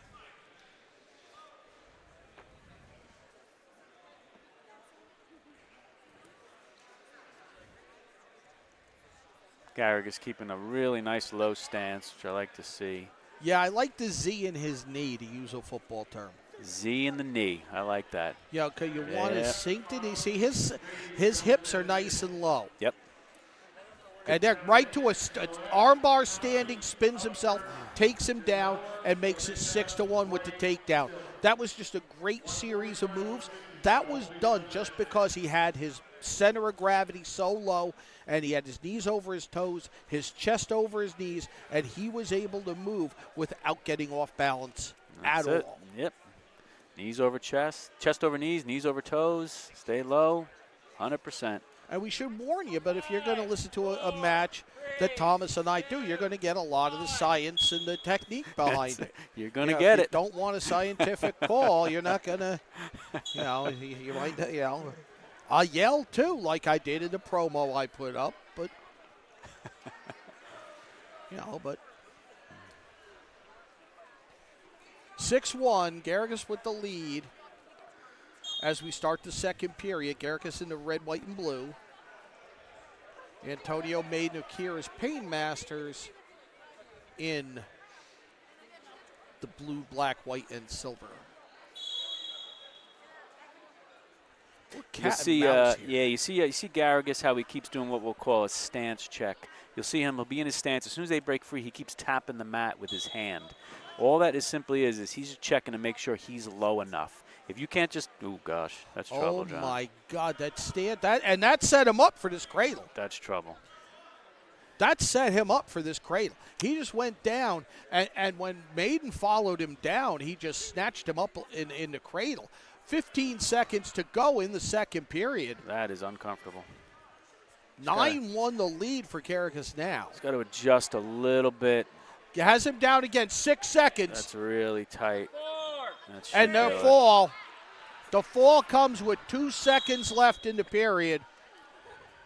So back, to that stance check. So what you're doing is whenever you're not engaged with your opponent neutral, you want to tap your hands. So yeah, right there. Look at that tight bow cradle. Tight. I mean, that's textbook. Really tight. He made a couple of adjustments for the fall with 4 seconds to go. Well done. So whenever you're not engaged with your opponent, when I say engaged, you're not touching your opponent, you always want to make sure that you can touch the mat very easily with one hand. And that is just nothing more than what we call a stance check. Make sure that you are low enough. If you can't just reach down easily and touch the mat with your hand, you're up too high. It's very simple.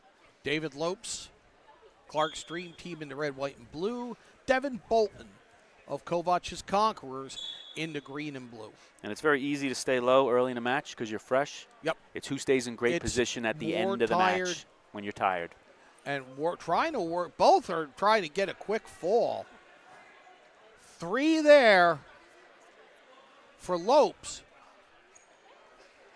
He's in the Merkel position there. Legs spiked, brought him straight back. We're at 180 pounds. Again, because we're off season and because, weights fluctuate a little bit, these aren't exactly the weight classes that you're going to see during the regular high school season. Correct. But Don Brower does a good job and pays a lot of attention to trying to match guys up, guys and girls, I should say, by their size right now.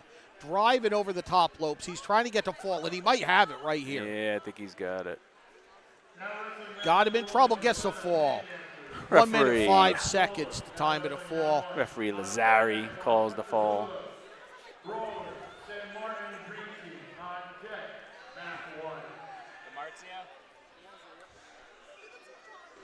Frank DiMarzio of Morris Hills.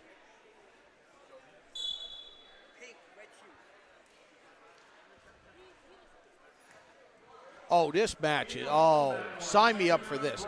Radon Zeladani, who is another absolute beast on the football field for Pompton Lakes and a great wrestler. Against DiMarzio. Against DiMarzio, who's one of those guys I drafted. Oh, my goodness, what a mat return by DiMarzio. 3 points, he just spiked him. He's going and gets to get the fall. it too. 14 seconds, DiMarzio with the fall. And what I wanted to say, we're going to watch this replay here. Came upper Takes body, him up. bang. Good lift, good movement forward, right to his back, and stayed balanced for the stick. And then we got Maroulis. Dimos Maroulis of Kovac's Conquerors versus Nico Constantini of Clark's Dream Team. Maroulis in the green and blue, Constantini the red, white, and blue. As I was starting to say before DiMarzio interrupted me with a pin, DiMarzio, one of the guys I really wanted and had underlined, because every match I saw, he went out for the quick start and the quick points. And there we see an example of why, when I did my drafting, that's what I was looking for. You talked about that in the pregame there a little bit. You said that exact thing when you were doing the draft.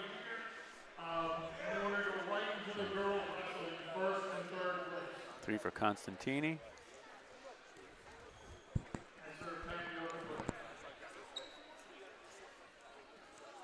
Good roll through. Oh, we got to watch us get pinned with that tilt there. Both shoulders were flat there for a second. That's good. Brower's up to 143 points. Oh, boy. Kira's Painmasters 102.5. Kovac's Conquerors 97.5. Clark's Dream Team 85. Okay. Here comes more. Well, Dream Team's going to get some points here, it looks like. They're going to get the fall. Constantini with the pin in the first period at 210 pounds.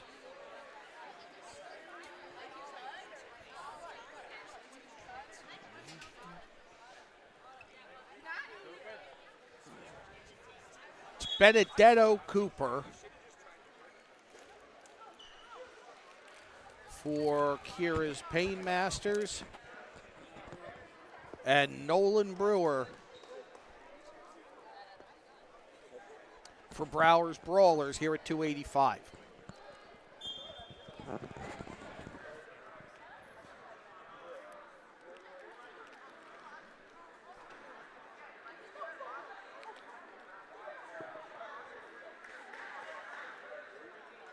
I'm obsessively watching the team scores.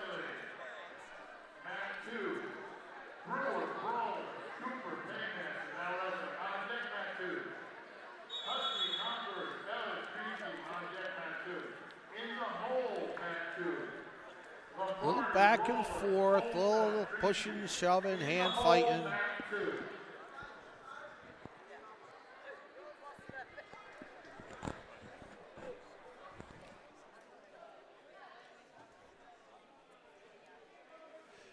So this is almost the end of the first round. Right. And then we'll roll into the championships and consies. Do you know how they're going to run champions and consies? Are they going to just alternate mats, or whoever comes? Like, where are they? Are they going to have all championships on one mat? Championships first, consies first, followed by championships. Do we know what the order of matches is? No, you don't look like you know. No. Me neither. If you think I'm high enough in the chain of command to know how they're going to organize the championship round, you have not been around here long enough. You're smarter than that. I know you are. I know that for a fact. There's no way I am high enough in the chain of command to have that information shared with me. All right. We will just say figure it out like we always do. Yeah, exactly. We'll wing it. We roll with the punches. You know, two kids are wrestling and we're driving by at the same time. We'll stop and call it your front lawn. Be a good call, too. Yeah, absolutely. All right. Oh, come on, Jimmy. Watch out for the rock. Cooper and Brewer. Cooper and Brewer. No score through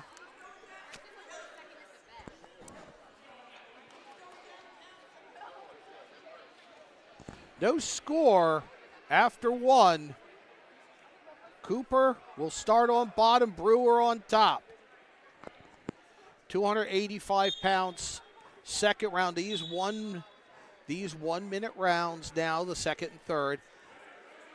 Brewer with the leg trying to work, and Cooper counters it, gets the reversal. Beautiful athleticism there That shown by was- Cooper. That was tremendous wrestling Well done. His leg Because- was above his head at one point. Yeah, Brewer did everything but finish taking him down. Yep.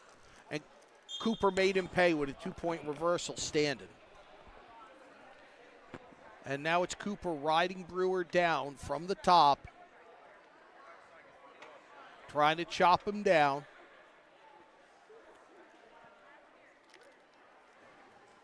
Got the arm, but he's got that arm chicken winged a little bit, though.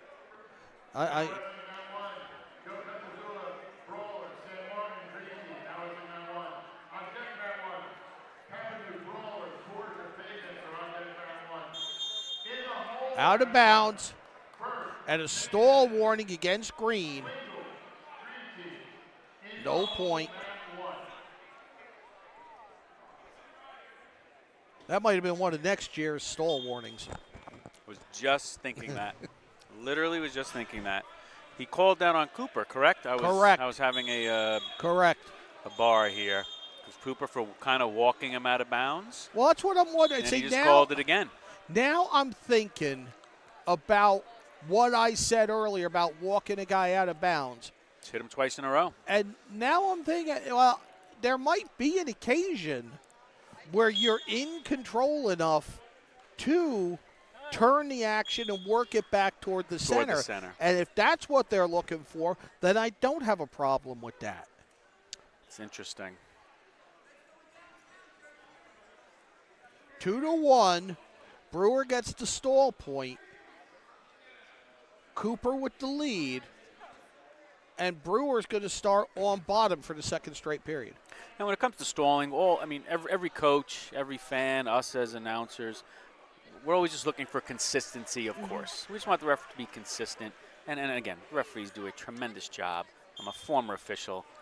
It ain't easy to be out there. But we have some pretty much the top officials in the country in New Jersey.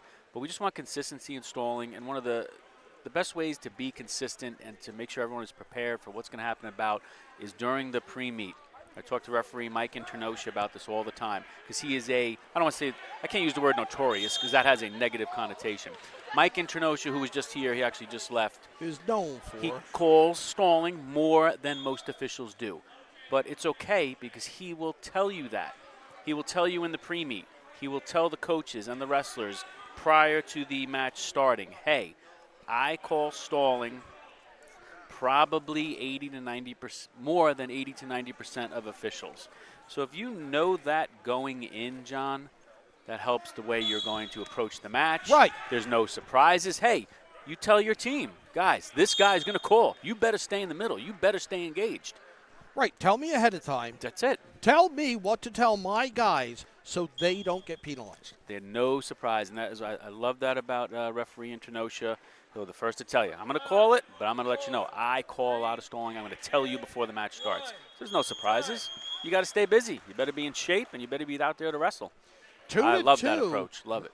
2-2. We're going to the 1-minute overtime here. Ooh, second overtime. At 285 pounds. Only our second overtime, right, John? Correct. And I was actually going to I wanted to get Internosha on here with us, but he had to leave at 3 p.m., but unfortunately. If we do a show like we've talked about. That'd be great. All right, things are tightening up just a little bit. Brower's Brawlers 145 points. Kira's Paid Masters 111.5. Okay. Kovach's Conquerors 99.5. Clark's Dream Team's up to 96. Things are definitely tightening up. And we got Brower's Brawlers here, and we got Kira's. Hips. If he can throw his hips over, he's going to get him on his back. Got him on his back. And he's going to get pin 3, points, and gets the pin. And gets pin points. Good job by Cooper there. Benedetto Cooper with the fall. Now we are going to have the other. Ben Ellis of Clark's Dream Team. Alex Husty of Kovach's Conquerors. Ellis in the red, white, and blue. Husty in the green and blue. Let's see if Kovac's Conquerors can get some more points here. Yeah, we need. He's got the green Essex on, which I love. I love those know. throwback type of shoes. The classic look. Yeah, those are old school shoes. Yeah, I love them.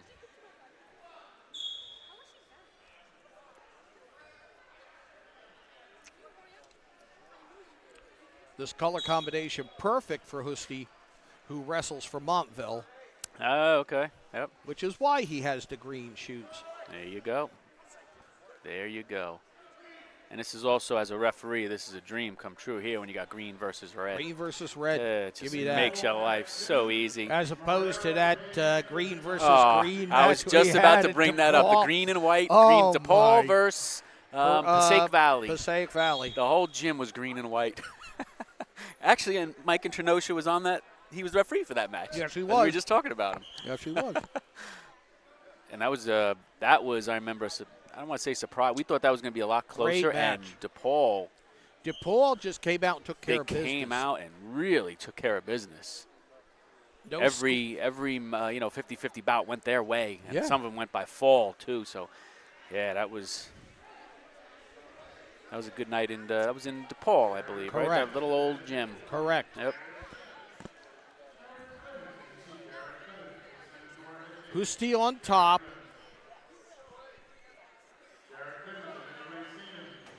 Throwing the boots in. 30 seconds to go in the 2-minute first Looking period. at back hook there. He wants to get that at the wrist. Took a peek at the clock. If he wants to get his arm out a little bit to get the elbow in the back. Yeah, he took it out. Now he's got the hammer lock. Yeah, he's got to watch that, though. He can't push that too far. Correct.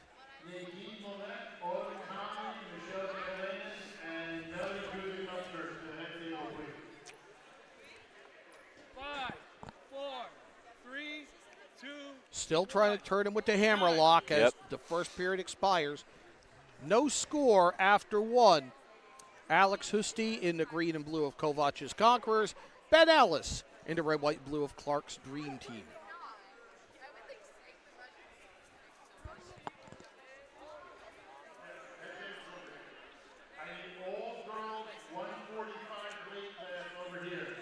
And there were 3 for the takedown. 3 green. So Ellis has the. I think Husty should have the lead. Yeah, Husty should have the lead. Hold on a second. Husty would definitely got the 3. Should be 3-0. 3 green. Husty should be green. And he's wearing green. There we go. Husty of Kovac's Conquerors with the 3-0 lead. Don't let He them had to take that lead away from you. You don't have to I throw should that be headset light- down. And I should be lighting Trent up right now. Husty on top, trying to ride him out, get a turn early in this second period. throwing those boots back in. He's a little high, but he's adjusting. All right. He's got to get that leg out of there, I think. It's preventing him from getting the turn. Now wrestling, match number 1, Burke, Painmaster, Swingle, Dream Team. Now wrestling round 1. On deck round 1. Still working. Belly, Dream Team, Harrison, Rollers. On deck round 1. Yeah, no back points. Almost an escape.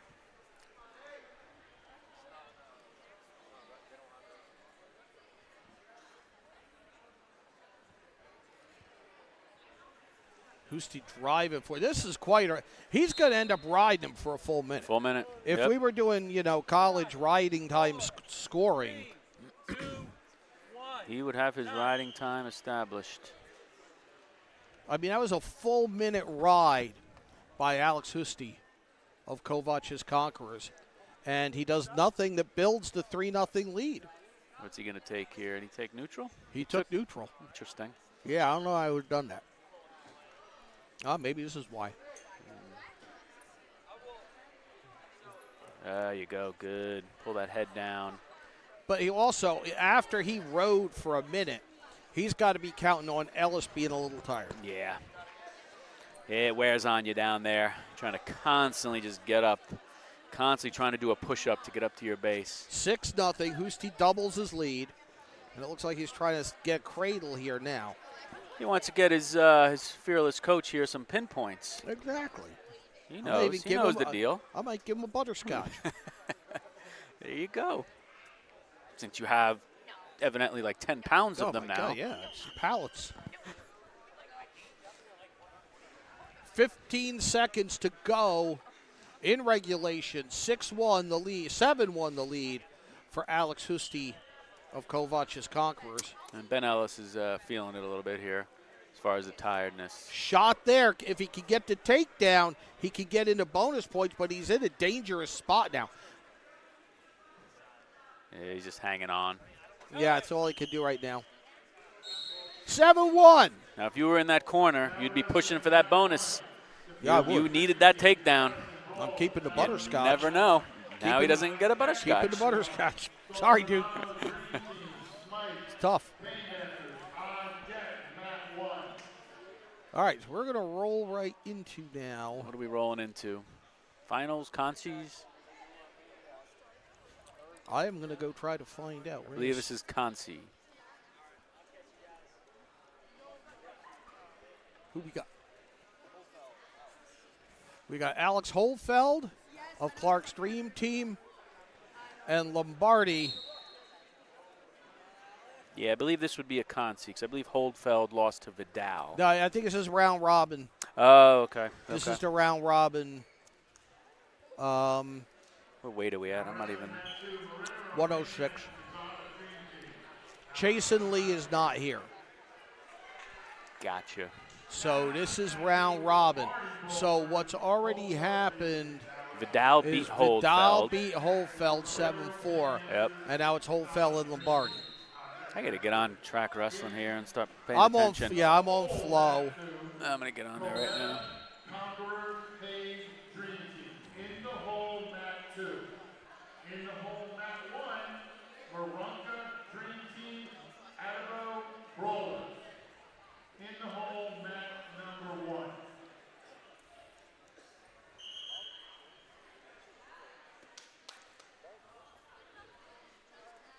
Okay, so Holdfeld versus, you said Lombardi? No. Yes. Holdfeld and Lombardi. 106 pounds. This is one of the round robin weight classes. Got it.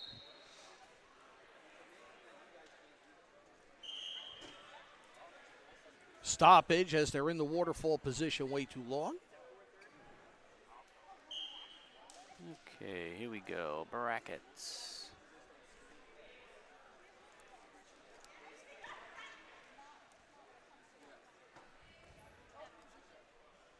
Lombardi with the arm, but Holdfeld has an underhook on the opposite side. They're stalemated until Lombardi tried that shot. He couldn't get the leg in. Browers Brawlers continues to lead, 168 points. Kira's Painmasters, 124.5. Kovac's Conquerors, 108.5. Clark's Dream Team, 102. Roll through there, and it ends up being 3 points for Holdfeld.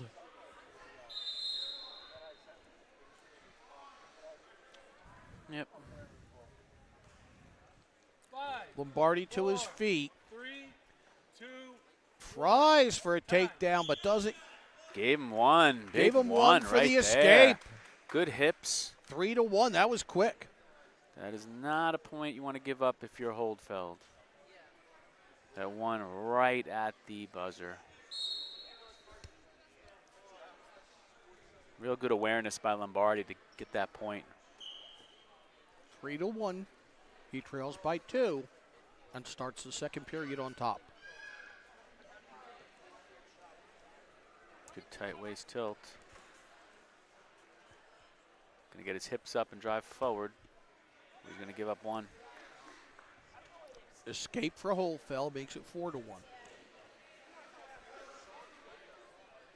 Low single attempt there by Lombardi. Just missed the foot. Was looking to grab the heel there. He has such long He's got arms. length. Yeah, that's what he should be doing. Reaching for those heels, ankle picks. Watch that arm, please. And he Get gets that out of 3 there. and ties it at 4. Yeah, he really does have length for this weight class. Yes, he does. 15 seconds to go in the second period. I mean, his arms are so like I was about to say something about the reach, and then I'm like, he's not extending himself at all. He's going to take down. He knows that already. 4-4. No, Lombardi wanted down. They're doing this wrong. Yeah, they're doing, yeah. Lombardi said, excuse me, I want to be down. Yeah.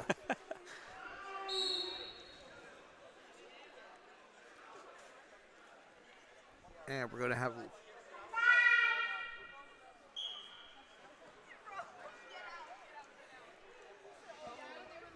4-4, period 3.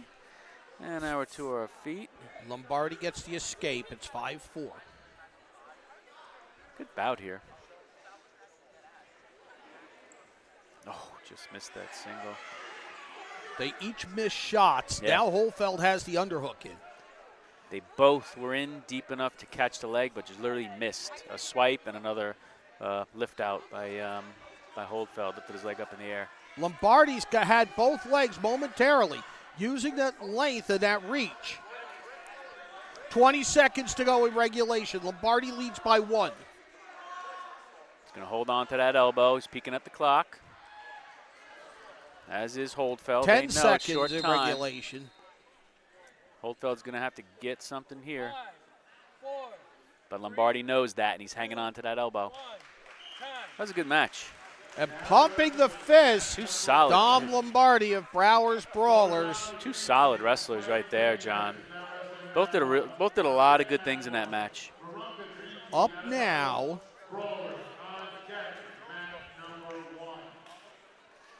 Gonzalez. I'm just trying to Is that Massimo confirm. Gonzalez? Yes. 142. Massimo Gonzalez versus Maxime Marrero of Kira's Pain Masters. We're at 142, John. Massimo.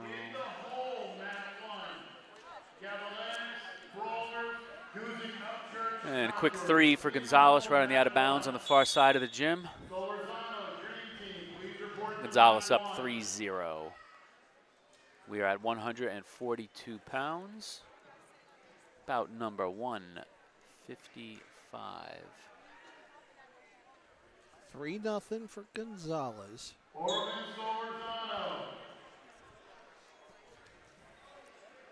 Gonzalez on top, trying to drive him forward.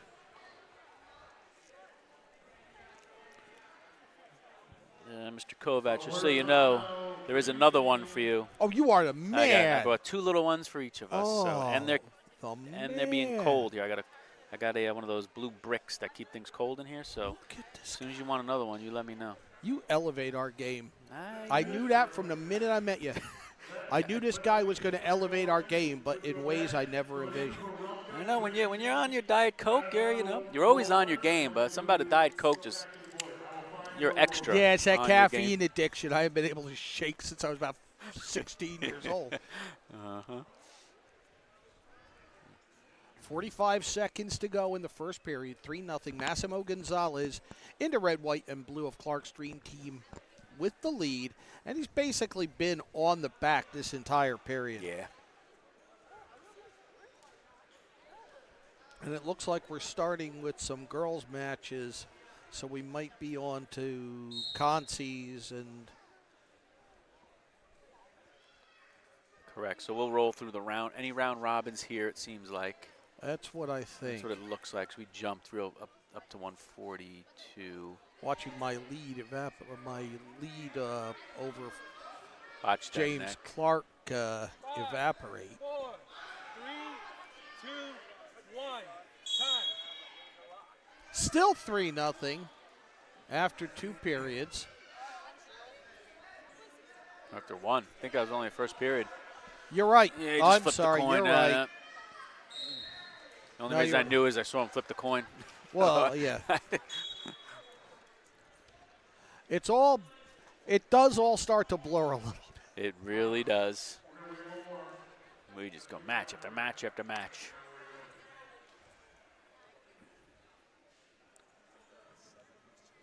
It's fun, though. Few places I'd rather be than Matt's side at a high school wrestling match, calling a match. I love it.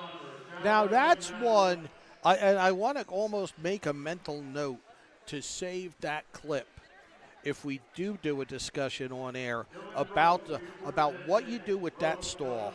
You know, is that a stall? Is that not a stall? Why? Correct. And I think that's a good example of a dark gray area that could surface in that new rule.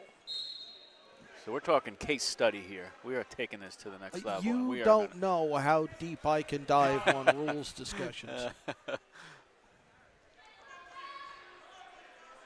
Gonzalez in on that left leg of Marrero. Marrero's trying to work the hand and the fingers. He's got the shin whizzer and he's working the hand. Gonzalez did the right thing by bringing it to his feet, but I think he's going to run out of time.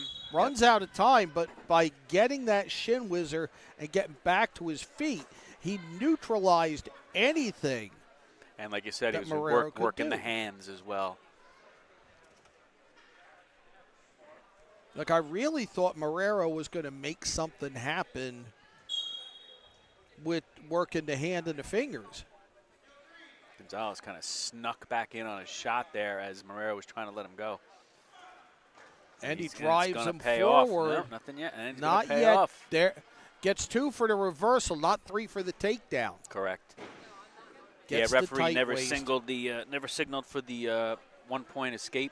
It kind of just went right into. He was almost going to release him. Gonzalez turned right in, shot right back, so there never really was a neutral position. And Gonzalez really has the legs wrapped around now. So now Marrero's going to want to take his right arm and try to swim behind the head. That's what I'm looking for. Yeah. Grab that hand. The hand he's got on the foot, he needs to get off his other hand. Right, he's got to reach around the head and turn his shoulders so they're chest to chest. Yep. He's trying. He knows it. But Gonzalez He's got 5 it. seconds to do it. Wow. Good ride there. I'll tell you what, Massimo Gonzalez, really a lesson in how to ride an opponent in that match. Very solid on top.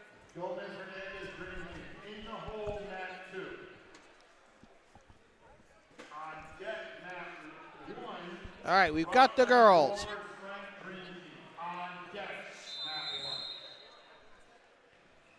So we're at girls 107. Coletta.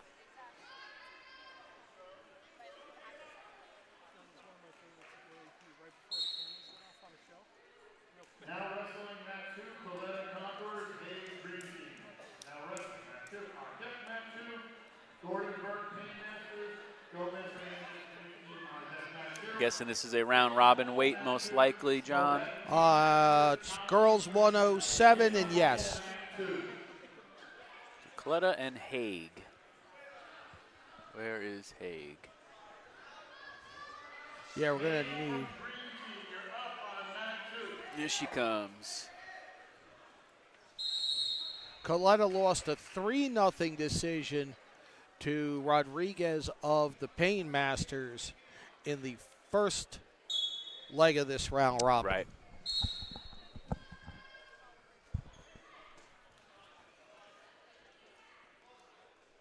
Coletta and Haig. Coletta keeping the pressure moving forward, that's for sure. Heavy on that head. Ooh. Ooh, flips her. Swings around, 3 for the takedown to Coletta. That was a throw. A lot of different names for that move. It's like throwing a sack of potatoes over the top. Yeah. Bringing ice to the picnic. Throw that sleeve over the shoulder. And drive it down into the ground as hard as you can. Now, when I wrestled, that was called a Japanese whizzer. That's the old school. The old school way. Name. So I guess at some point there was a Japanese wrestler that must have hit that. I don't know why, but I always just remember Japanese I whizzer. remember hearing that, you know. Yep. Coletta continuing to work the back. Lets Haig pivot and then swings herself over with her. Trying to work some kind of a turn. She's got near arm barred. Chops her down again. Hard chop there, Yeah, huh? yeah. And right to her back. All it was missing was the wound. Driving her legs forward, going for the fall, and gets it. And Kovac's Conquerors with some pinpoints. 1:37 of the first period, the time of the fall. I'm a little concerned for Haig's right arm. That's the arm that was the hard That's chop. the arm that was chopped, and That was a I hard kind chop. of hope somebody tells her to go see a trainer. She's Yeah. gone off. She's with a parent probably. She should see a trainer. Yeah, she needs to get that looked at because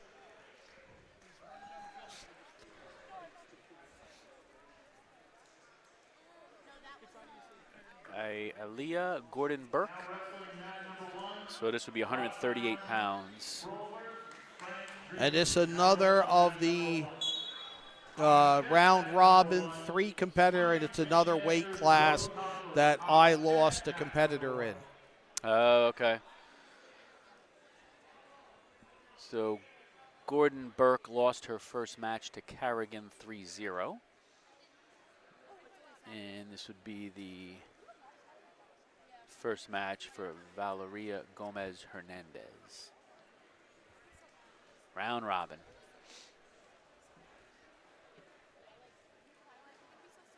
So James, you're John. James is over there. He's over there. We didn't get a chance to speak. We did maybe very briefly over text. How was your, as right to her back here, Gordon Burke drove her over hard to see if she can scoop the head is what she's going to want to do. Your experience calling the New York State boys finals, I believe you did, correct? Yes. I did the girls it finals, which was yes, freestyle, and was quite the it was- experience. That I would have intrigued me, and I kind of want to watch it that. was very interesting. There were some interesting, How were the boys? great storylines. Yeah.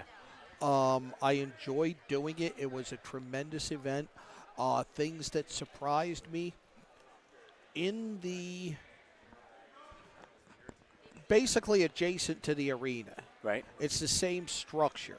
It's across the lobby. There's like a sports bar. They closed before the end of the, like 8, 9 o'clock at night. I'm kind of like, all right, I Think got all the business they lost coming out of that arena. yeah. You know, to quote my brother Jeff, have they never dealt with wrestling fathers before? I mean, but I enjoyed doing it. There were some great storylines, some great wrestling. It was odd to me to see an 8th grader wrestling in the state high school finals. Yep, I noticed that And as well. then for him to win was pretty amazing. And have a shot to be a 5-timer. Yeah, some different rules, some different ways of doing things in New York. I believe, is it 8th grade or can they even 7th? Some states are 7th graders can don't get know. in there. But I do know, yeah, Is for sure, New York, 8th graders. Trying to make sure the score is correct here. At 7-0 in favor of Aaliyah Gordon Burke. I don't know. I do know for a fact there was an 8th grader. It definitely is. And he and would have been a shot, but they weren't set up to get it. He's wrestling a sophomore. It was, I think, the first match. I think it was 106. And the sophomore leads all the way to the end. And the 8th grader turns him in the final seconds. Wow. And gets the win. And I'm watching, and the 8th grader is in tears, leaping up into his coach's, and his coach is bigger than I am, and I'm 5'10", That's great. 250 on a good day. The guy's about Don's size. Yeah. And he's in and the sophomore is on his knees in tears on the mat, Wow. What a shot. having just just like that. You had twins wrestle. 2, 1. You had 7-2 to score here in favor of Aaliyah Gordon Burke of Kira's Painmasters. You had the brother of an All-American at, I want to say, Lockhaven. Okay. Wrestle. And the brother come down to celebrate with him, which was really cool. The guy was a two-time All-American. And then one of the brothers, one of the younger. Sorry. Yeah, no, driven through. Oof, big mat return. Holy smokes. So you had some good storylines, it sounds like. So one of the high school wrestlers' teammates also made the final and is also going to Lockhaven. And he's going to Lockhaven. And he wins. And the two brothers, the one who's already at Lockhaven and the one who's going, are there at Matt's side to celebrate with him. Got a bit of a scrap going here. Yes, we do. And I think Aaliyah Gordon Burke might have gotten it in the eye. I think so, too. Yeah, I thought New York put on a great event. The girls was well run. The arena was nice. It was a really nice event. Of course, you know, I don't want to say that I'm partial. Let's just face it. The Atlantic City weekend, New Jersey State's, is probably the best high school event in the country, basically. Yeah. Oh, yeah. But New York put on a good event. New York put on a good event. Like yours being a Thursday night, that had to be very difficult to, to get people there for. And then when I get there and arrive to realize that it's freestyle, I had to brush up on my freestyle really quickly. I was afraid of that with the boys, and was really. It was a good experience. It really was. And 7th graders can compete in New York. I just pulled it up. 7th and 8th graders must be identified early and assessed for skill and maturity by what they call an athletic placement process. So you got to get classified, and someone has to tell you, you have to get like a black belt test. It sounds like. Basically, you have to be able to be assessed and say you're ready before you can compete as a 7th or 8th grader. That's a good parallel there. 3 points for Aaliyah Gordon Burke, and her leads up to 11-2. I think she got a penalty point there, too. She will win a major decision for Kira's Painmasters in the round-robin portion of the event.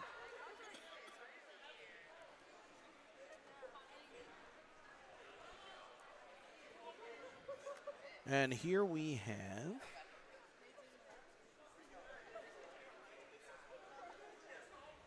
Millett. Nadine Millett and Autumn Connolly. We're at 145. This is a third-place match, as I just pulled up the bracket. That's where I'm going. So now we're away from this match is now live. Millett lost to Gavilanes 4-3, and Connolly lost 9, was pinned by Melody Guzik Upchurch. Somebody's going to their back here. And there's the headlock. And Connolly with the beautiful finish on that headlock over Millett. So Connolly, quick pin there. Try to get the time. Clark's Dream Team takes a 3rd place.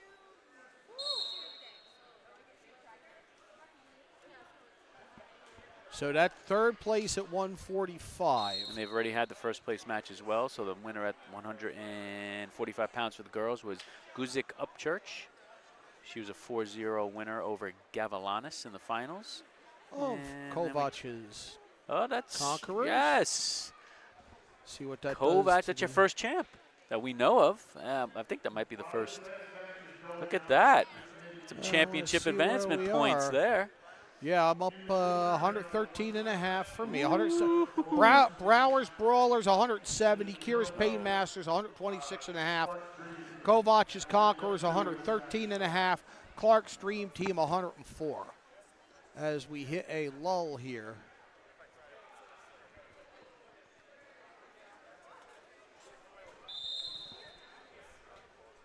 All right, we're going to take a brief break and be.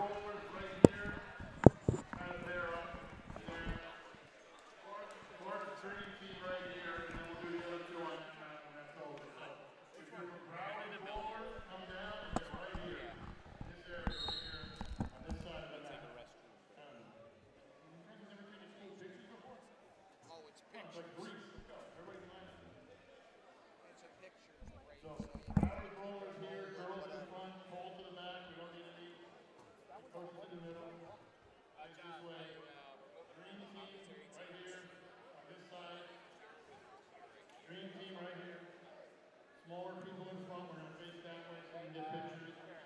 And we're going to do the same thing with the other two there when that match is over. So relax a second. Oh my God, it's Terry Lloyd. Daughter. 100 questions with Sophie and sister. So 100 questions. Where's your boyfriend? Dude, it was like Is he scared of me? Can I take him for a ride to the dumps by my house and hope he comes out? Ken? You just said yes. I meant I want to take him for a ride. He might disappear. Swampland, by the way.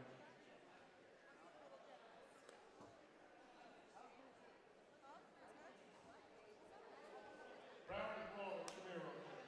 Everybody get over. Get over. Yeah, get over, get over.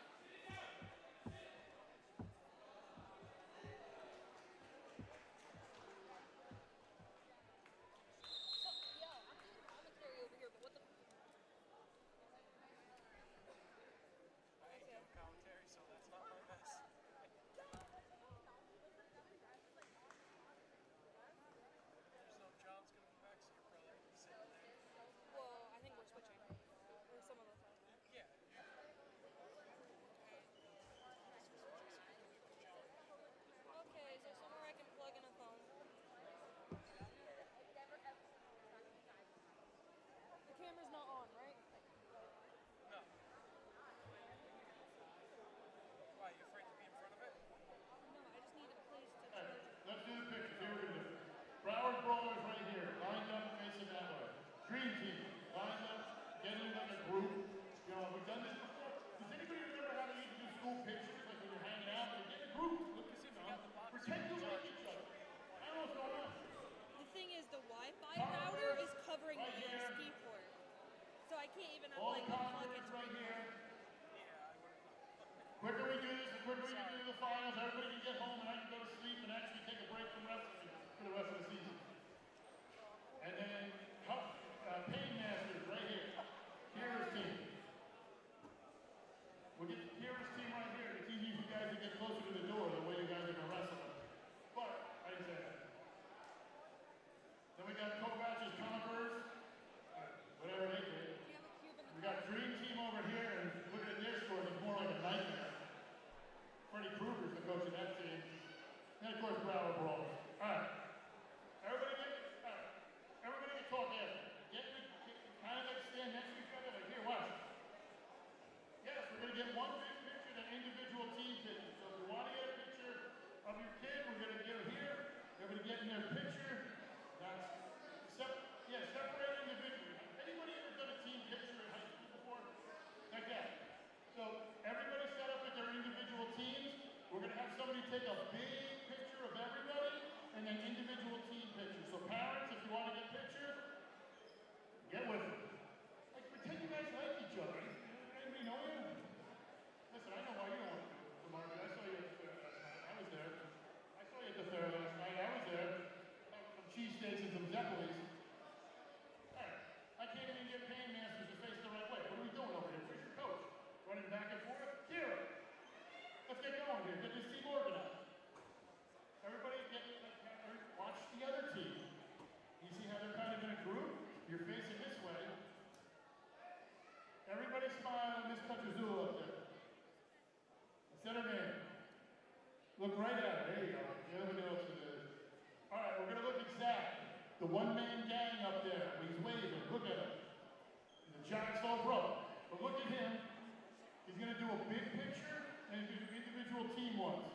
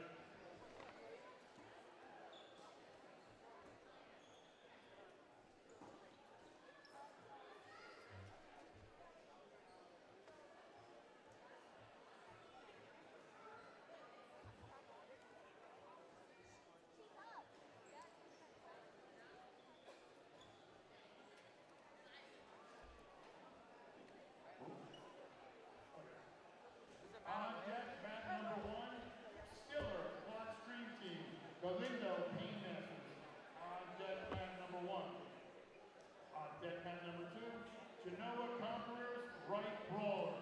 On deck, mat number 2. Wright, can you please come to the head table? Attention all table workers, please report to your tables at this time. Attention all Garden State table workers, please report to your tables at this time. We'll be getting started here in the next few minutes.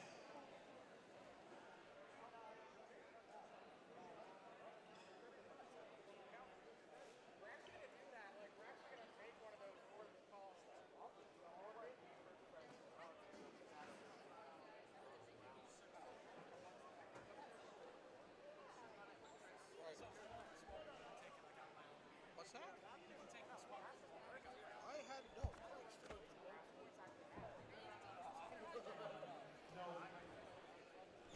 I am here. Sound happy about it. I am.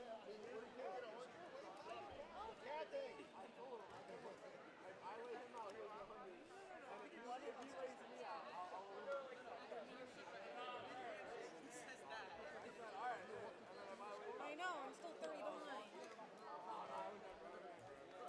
You stand the best shot. I just don't want to lose the ball. You're going to be all right, I think.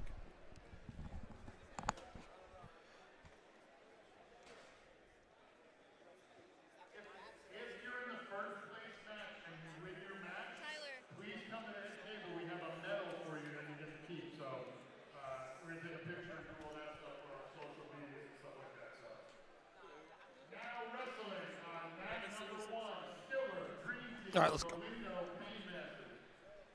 On deck mat number 1, Timonero, Brawlers.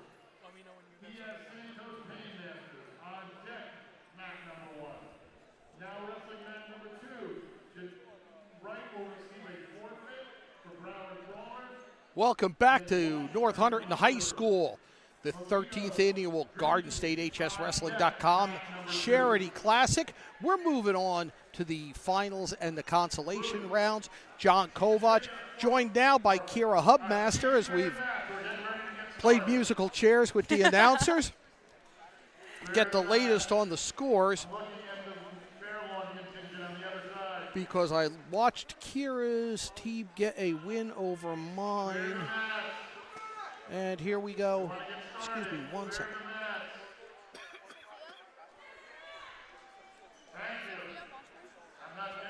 So, Brower's Brawlers, 170 points. Kira's Painmasters, 132.5. Kovac's Conquerors, 115.5. Clark's Dream Team in 4th with 108. This match is 100 pounds. And is the, bear with me a second. We had to do our team pictures. So this is the consolation match.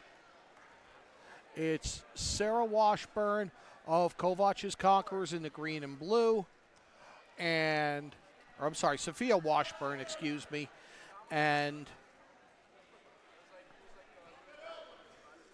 Faith Melito of Clark's Dream Team in the red, white, and blue. The championship pits Izzy Timonera of Brower's Brawlers against Natalie Diaz Santos of Kira's Painmasters.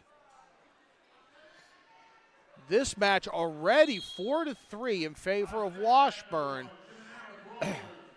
as they exchange takedowns sandwiched around an escape by Sophia Washburn. They restart. Washburn on top.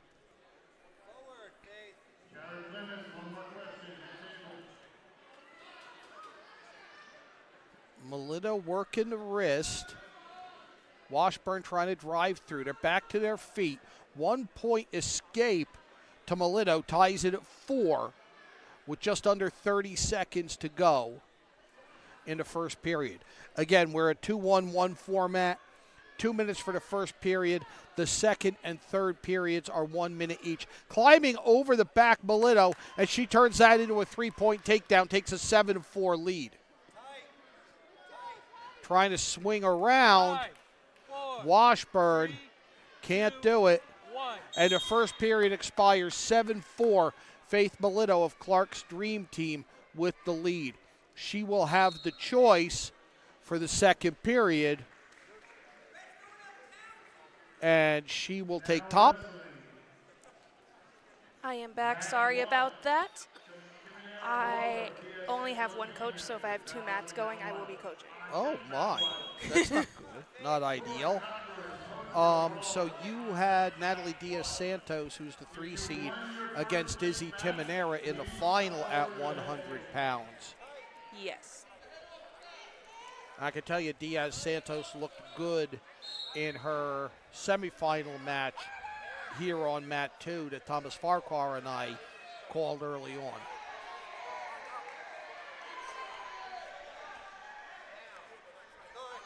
Scoring a tech fall in 3:54. Here, Melito trying to roll Washburn. We get a stoppage because Washburn's headgears come down over her face. She trails 7-4 with 23 seconds left in this second period. All right, Chair, this is my first full tournament for the Charity Classic. You wrestled in this, right? My brother did. Okay. He did it in like I want to say 3rd or 4th annual. Okay. So he was before everything went like crazy with this. But he enjoyed it so much. He was telling me a story about how he actually lost his singlet from the All-Star, so he's been really upset about it. 3, 2, 1. And just as the second period expires, we get a pin. And the pin is awarded to Faith Melito of Clark's Dream Team. She takes 3rd at 100 pounds.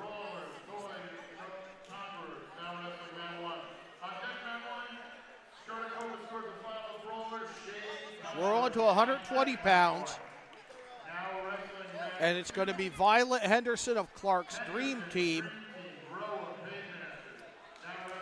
and Nico Roa of Kira's Pain Masters. I do like that name, by the way. That was well played. Thank you. Actually, my boyfriend and his friends came up with the name. So Well done. I couldn't figure out a name for it. Picking a name was harder than I thought, It was. especially sticking with the desire for alliteration or, something creative. Yeah. And like trying to keep the last name, like your last name in there as well. So this is the 3rd place match at 120 pounds for the girls. Violet Henderson of Clark's Dream Team, Nico Roa of Kira's Pain Masters. I have a feeling I may have slipped in the last place after that last match. And I did by a 1.5. Prendergast Conference Castellano's Dream Team. In the hole, match number 2. So it is now 179 for the Brawlers, 132.5 for the Pain Masters. They're going to add to that because this is going to be a pin for Nika Roa. She has a minute to work with still. She's getting swipes. Is there a way out of this for Violet Henderson? There is if she tucks hard enough, and she is.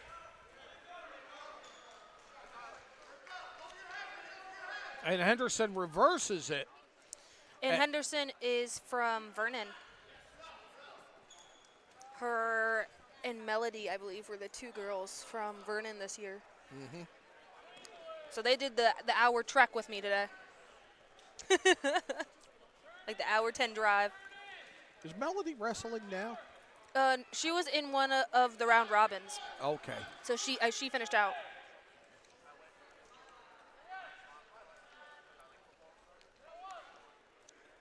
Henderson on top now. 20 seconds to go in the first period. Nico Roa trails Henderson 7-2.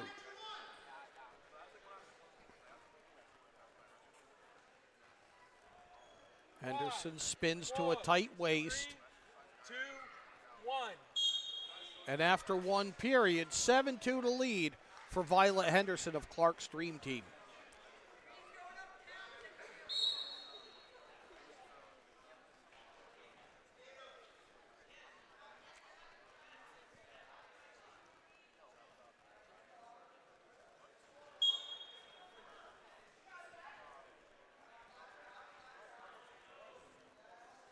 Roa on top to start, and she's trying to work a cradle. How was Henderson able to pop that? I don't know, but that's a skill you kind of always want to have. 3 more for Roa makes it 10-2. And the stoppage. Bloody headgear? Nose?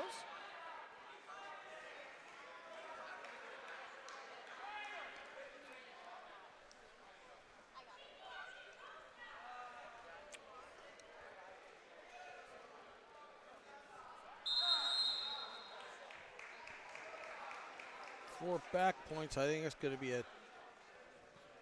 on the adjacent mat.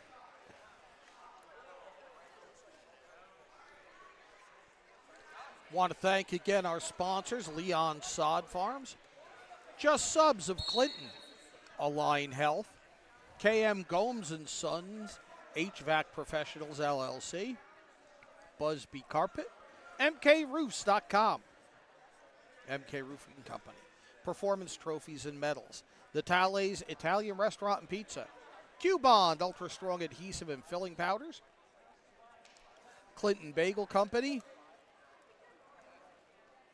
Russ's Wrench Auto Repair, Frank's Italian Restaurant, the New Jersey Wrestling Officials Association, Garden State Athletic Network, Estabilt Wrestling Club, Flow Wrestling, Champion Athlete Sports Nutrition, and the Harrington Companies.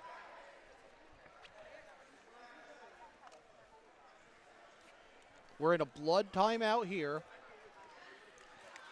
Nico Roa of Kira's Pain Masters leading Violet Henderson of Clark's Dream Team 10-2.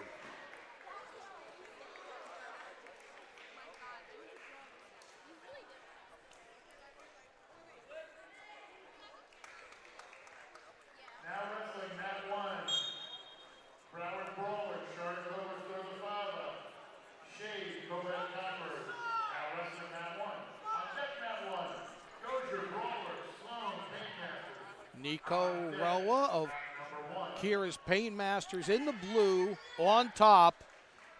And she's trying to get a turn here. 10 seconds to go. Gets 3 more. She leads 13-2. One more. 3, 2, 1. 13-2. The lead for Nico Roa of Kira's Pain Masters. After 2 periods, how do you pick the colors? Me? You. My favorite color is blue. That works. That works. I like those. I found it funny that like all 3 of us have blue in our singlets. Yes. Third period starts with Henderson trailing 13-2 on the back. She's in the red of Clark's Dream Team. Nico Roa of Kira's Pain Masters on bottom. She is 4 points from a tech fall with a 13-2 lead. What made you pick your colors? I told Thomas this earlier, I always liked, there was a, back in the 90s, there was a spring football league, the World League of American Football, which was an NFL-affiliated league. And a team called the Orlando Thunder had uniforms that they were that fluorescent green with royal blue numbers. And I said, I like that look. If I ever have a football team, I'm going to go with those as the uniform. I've never had a football team, but I finally had a team that I could design uniforms for, so I went with those colors. And it's different. I mean, nobody else has, you know.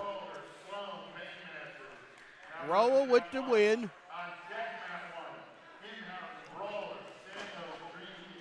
A major decision.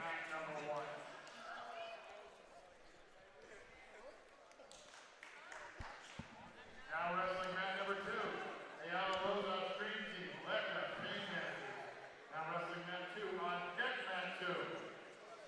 Prendergast, Conquerors, Castellano Stream Team, on deck mat 2. In the hole mat 1, Murray, Painmasters, Sandoval, Broward, Brawl. We are. In the hole mat 2, Coleman, Conquerors, Suarez, Painmasters. In the hole mat 2.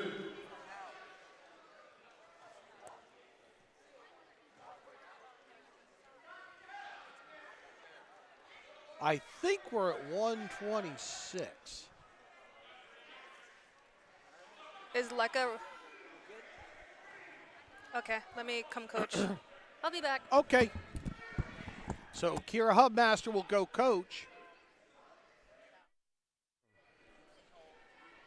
as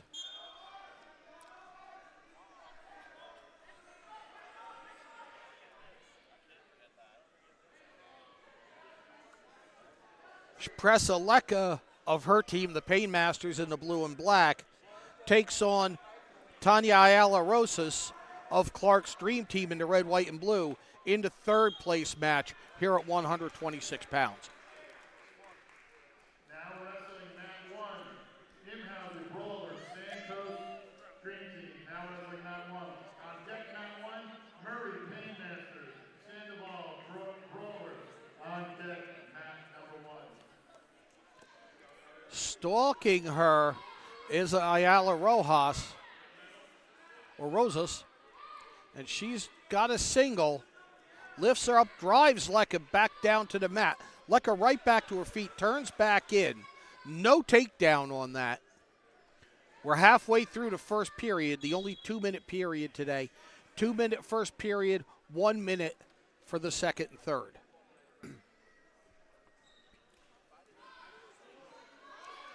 Now Lecca tried the single leg. Ayala Rosas trying to fend it off.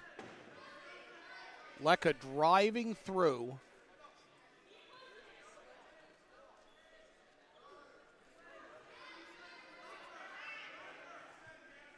Lecca trying to pull that leg in. Just past 30 seconds. All right, Coach, how's it look so far? It's going good. We have 15 seconds left on the clock. Ayala her arms Rosas caught up. on top. She just got 3 for a takedown, first points of the match. And now she's getting a turn in. 5, 4, 3, 2, 1. Time. The time expires. 4 near fall points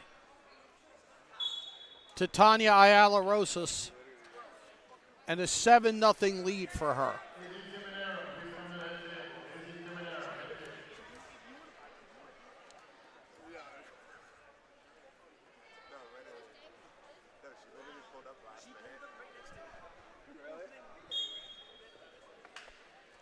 Right off the start, Lecca tries a turn. Ayala Rosas drives through it, and now she's in a position to get a turn. She's got a tight arm across the upper body, and she's starting to force her over. Shoots the half.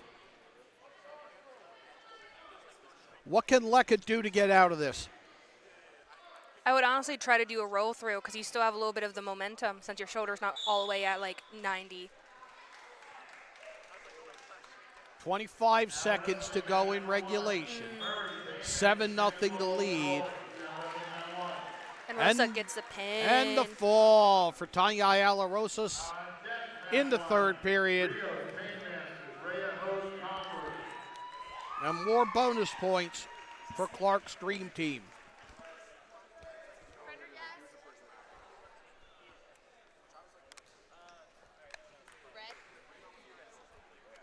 That's up to the, hold on.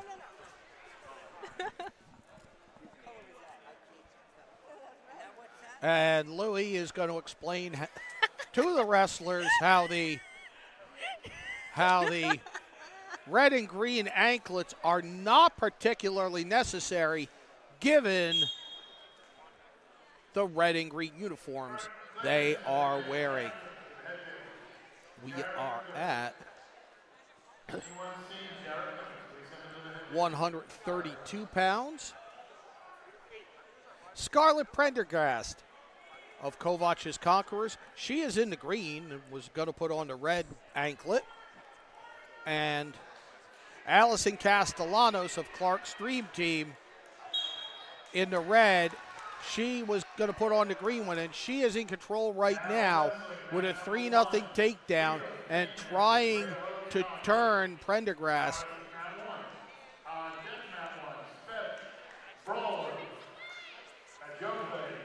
Concedes the neutral. It's 3-1.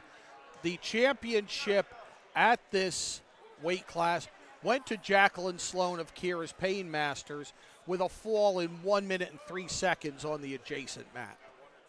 All of the results at flowwrestling.com. Again, the winning team will decide what charity, and there a 3-point takedown for Prendergast as she takes a 4-3 lead with 40 seconds to go in this first period.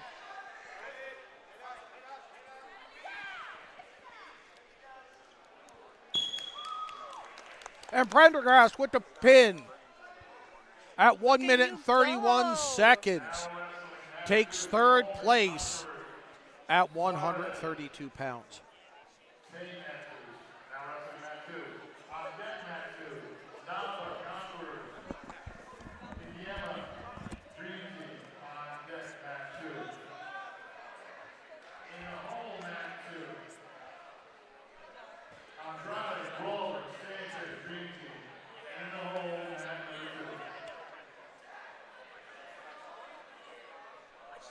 We're at the 152-pound consolation here now for the girls. It's going to be Daiha Coleman of Kovach's Conquerors versus Stephanie Suarez of Kira's Pain Masters. Coleman in the green and blue. Suarez in the black and blue. Maria Imhauser, the top seed of Browers Brawlers, won the title at this weight class with a fall in 1 minute and 42 seconds.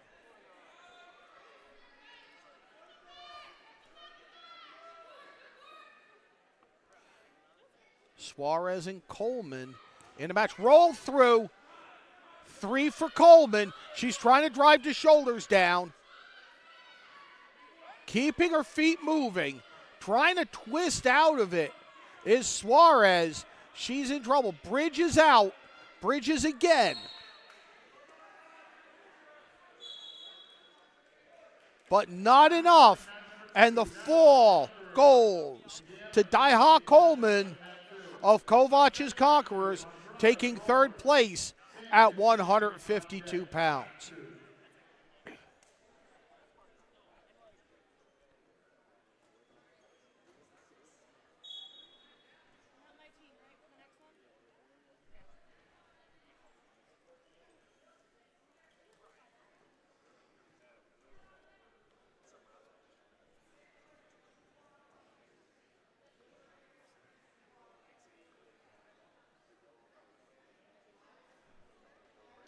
We're at 180 pounds.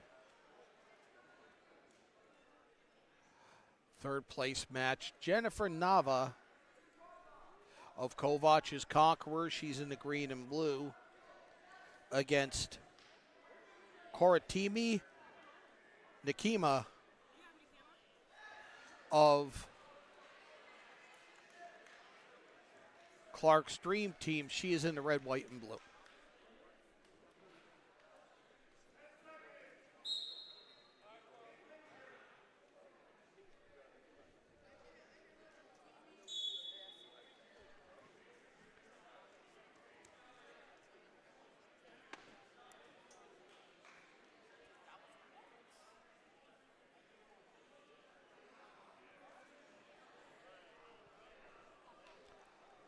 The 180-pound title went to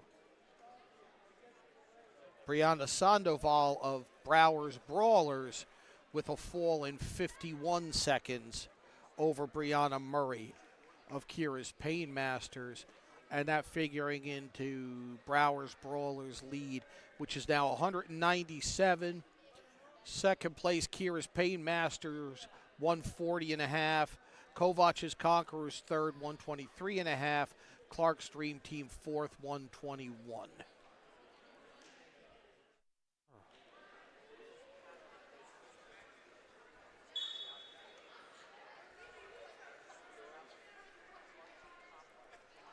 Upper body struggle for the first minute plus of this first period, the only 2-minute period of these matches today.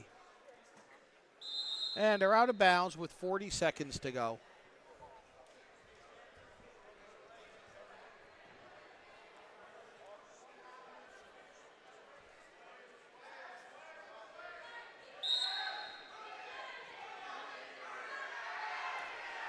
Start neutral, shooting the single. Nava trying to pull it in.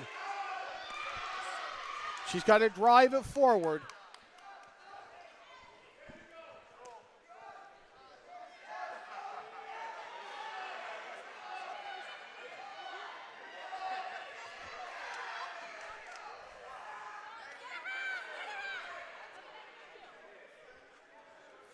Nothing to score in favor of Jennifer Nava of Kovach's Conquerors. 5, 4, 3, 2, 1. She's just trying to get a turn as the first period expires. Number 1, Rodriguez Painmasters. That's funny. Hey, Dream Team, now wrestling mat 1.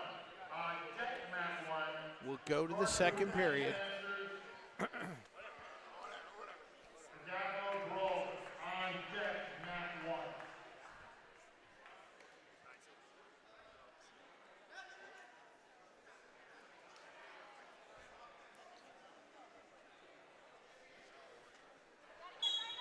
Nava will start on bottom.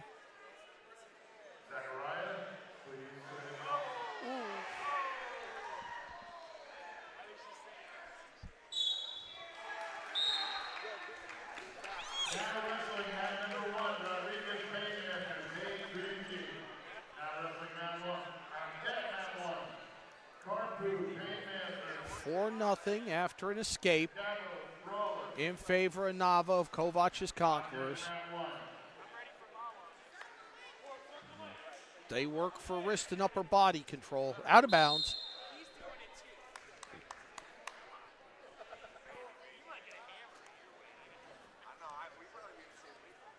On deck mat number 1. Up in the hole mat number 2.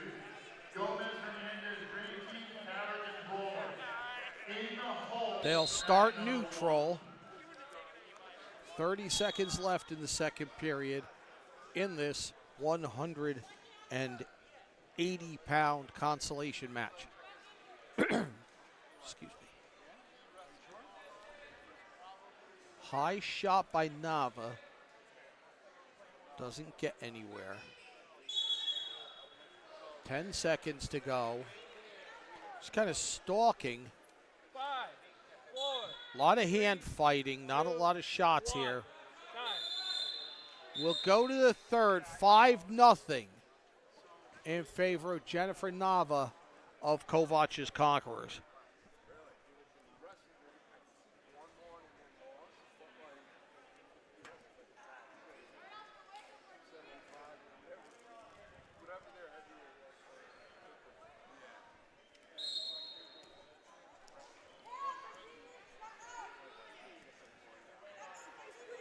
Nava on back.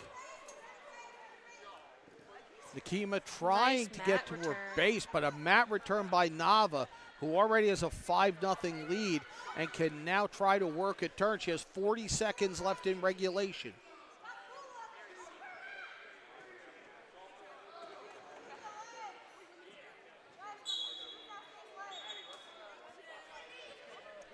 Driving her feet, trying to get the turn, Nava. She's got a half. She's almost got it. She's got 20 seconds to work with. She almost has the shoulders to the mat. She has them now, and there's the fall. 3:45, the time of the fall. And Jennifer Nava takes third place at 180 pounds for Kovach's Conquerors. Up next, we will have Giselle Andrade of Browers Brawlers.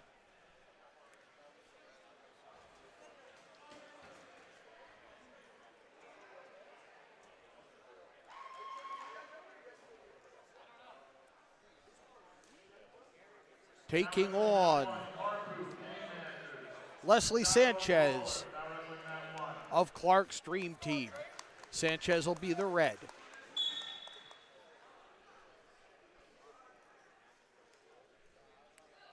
Madeline Rios of Kira's Painmasters won a 10-6 decision over Emmy Ray Holtz as the 4 seed beats the 3 seed in the final. Should be bonus points for that. There should be. I mean, like, it's rigged. I think we all can agree this is rigged. Brower with 202 points now. Kira's Painmasters 143.5. Kovach's Conquerors 123.5. Clark's Dream Team 121.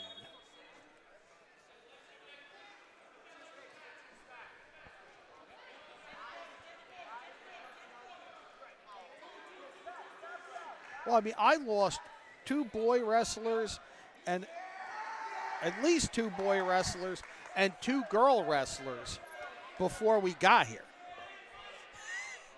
So, yeah, it was you and Don that were down people, as far as I know. Yeah. I believe I think it's 2 weight classes for him or 2 or 3 for you. For girls. For girls, 2. For boys, 2. 3-0 Andrade of Brower's Brawlers with the lead. 42 seconds to go in the first period of the 200-pound consolation. Andrade on back. The hook's in from behind.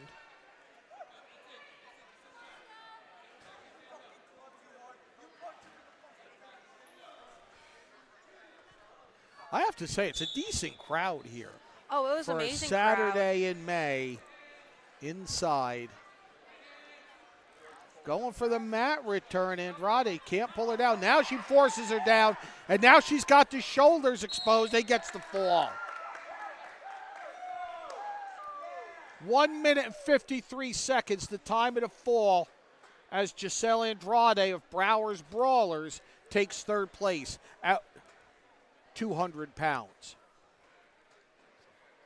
I think we have one more girls match, and I then believe you are correct. Now wrestling mat number 1, Lombardi Brawlers by Dow Painmasters. Now wrestling mat 1. Now wrestling mat 2, Dynamos Conquerors, Grande Dream Team. Now wrestling mat 2, mat 1, Valley Conquerors. So here we have Jasmine Grande of Clark's Dream Team in the red, and Ibakunawala Badmos, and I'm sure I said it wrong, of Kovach's Conquerors in the green, and Badmos with an early 3-0 lead. as I could say, your conqueror is conquering. Thus far,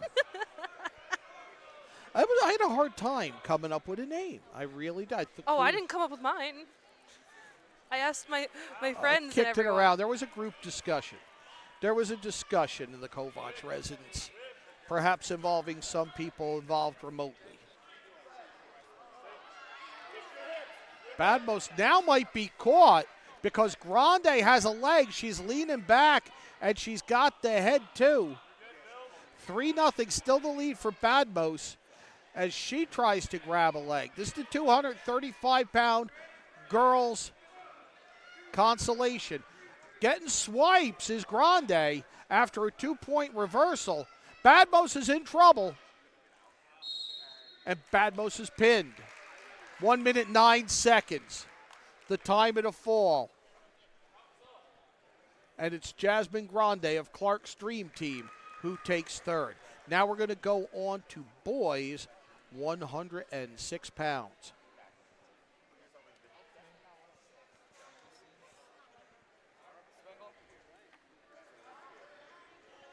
Third place match.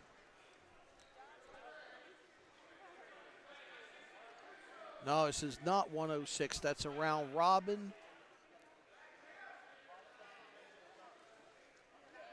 My mistake. This is Finkelstein.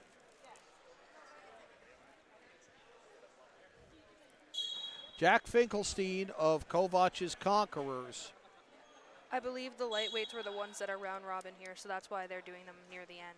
So they're going to go through and then go through to the lightweights.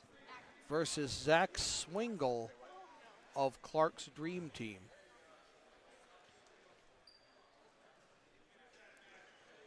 This is a 126-pound match.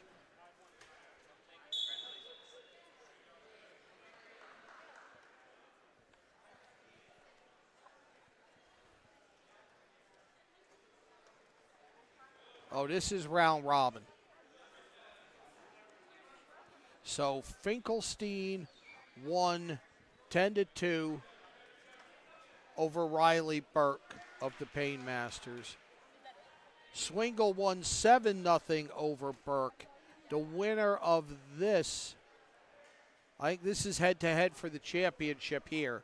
Swingle versus Finkelstein. Swingle in the red, white, and blue. Finkelstein in the blue and green. 3-0 right now in favor of Finkelstein, who gets another takedown, and he's got to cradle in on Finkelstein and gets the pin. Gets it. Jack Finkelstein with the pin to win the title at 126 pounds.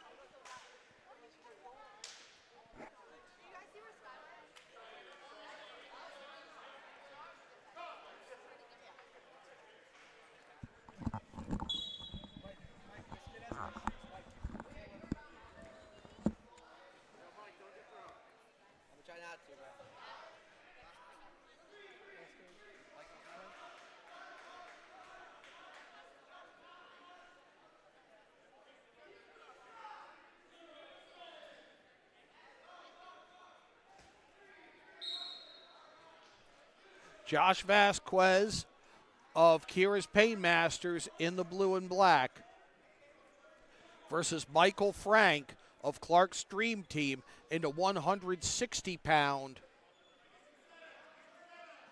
third place match. No, excuse me again, this is another round robin, my mistake. So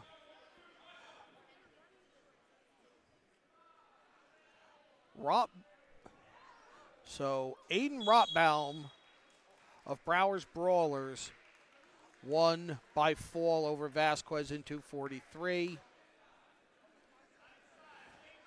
Frank beat Rotbaum by fall in 356. And now we have Frank versus Vasquez.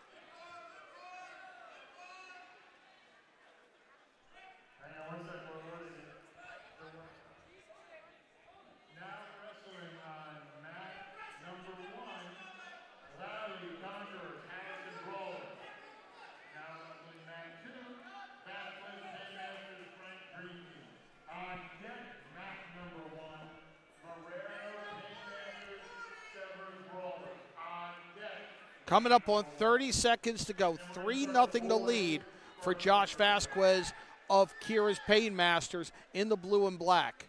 He's holding on to the leg of Michael Frank of Clark's Dream Team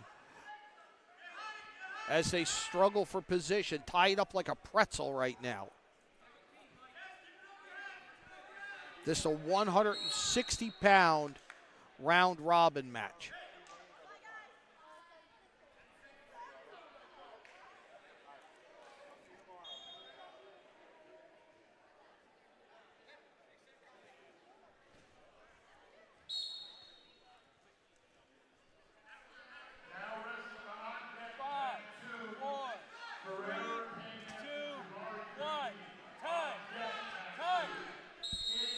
First period is over, 3-0 in favor of Josh Vasquez of Kira's Painmasters.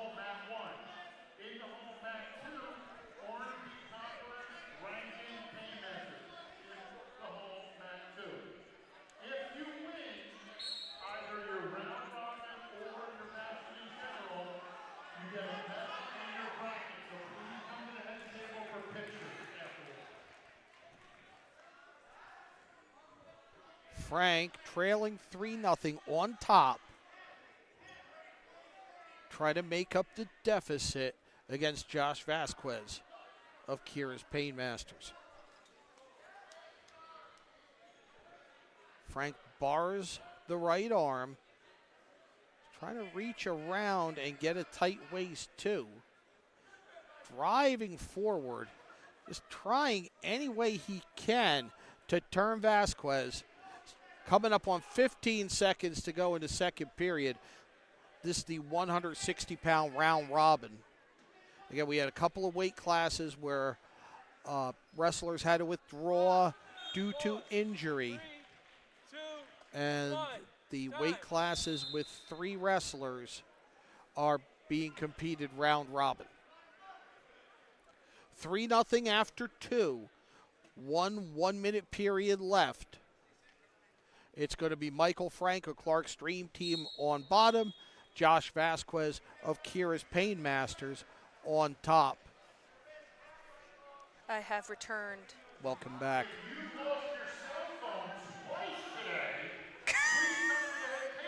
It's the same phone twice? It's crazy.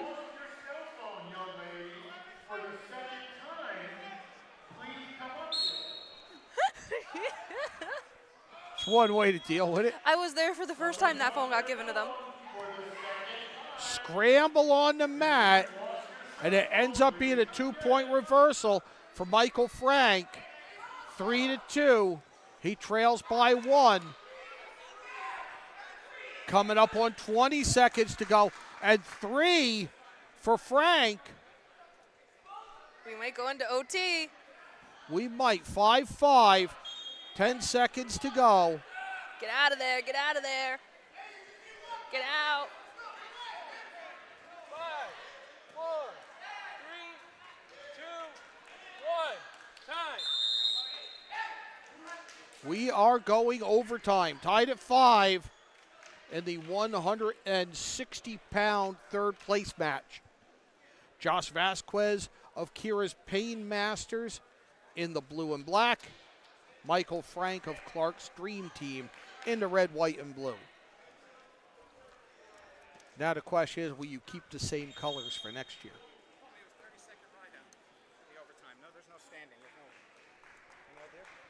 Let me double check. Okay. We're just checking on the overtime rules.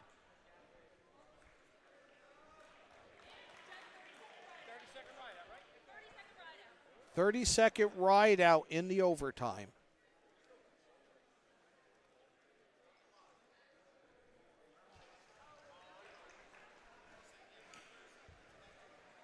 Frank takes bottom. And I didn't see who won on the other mat.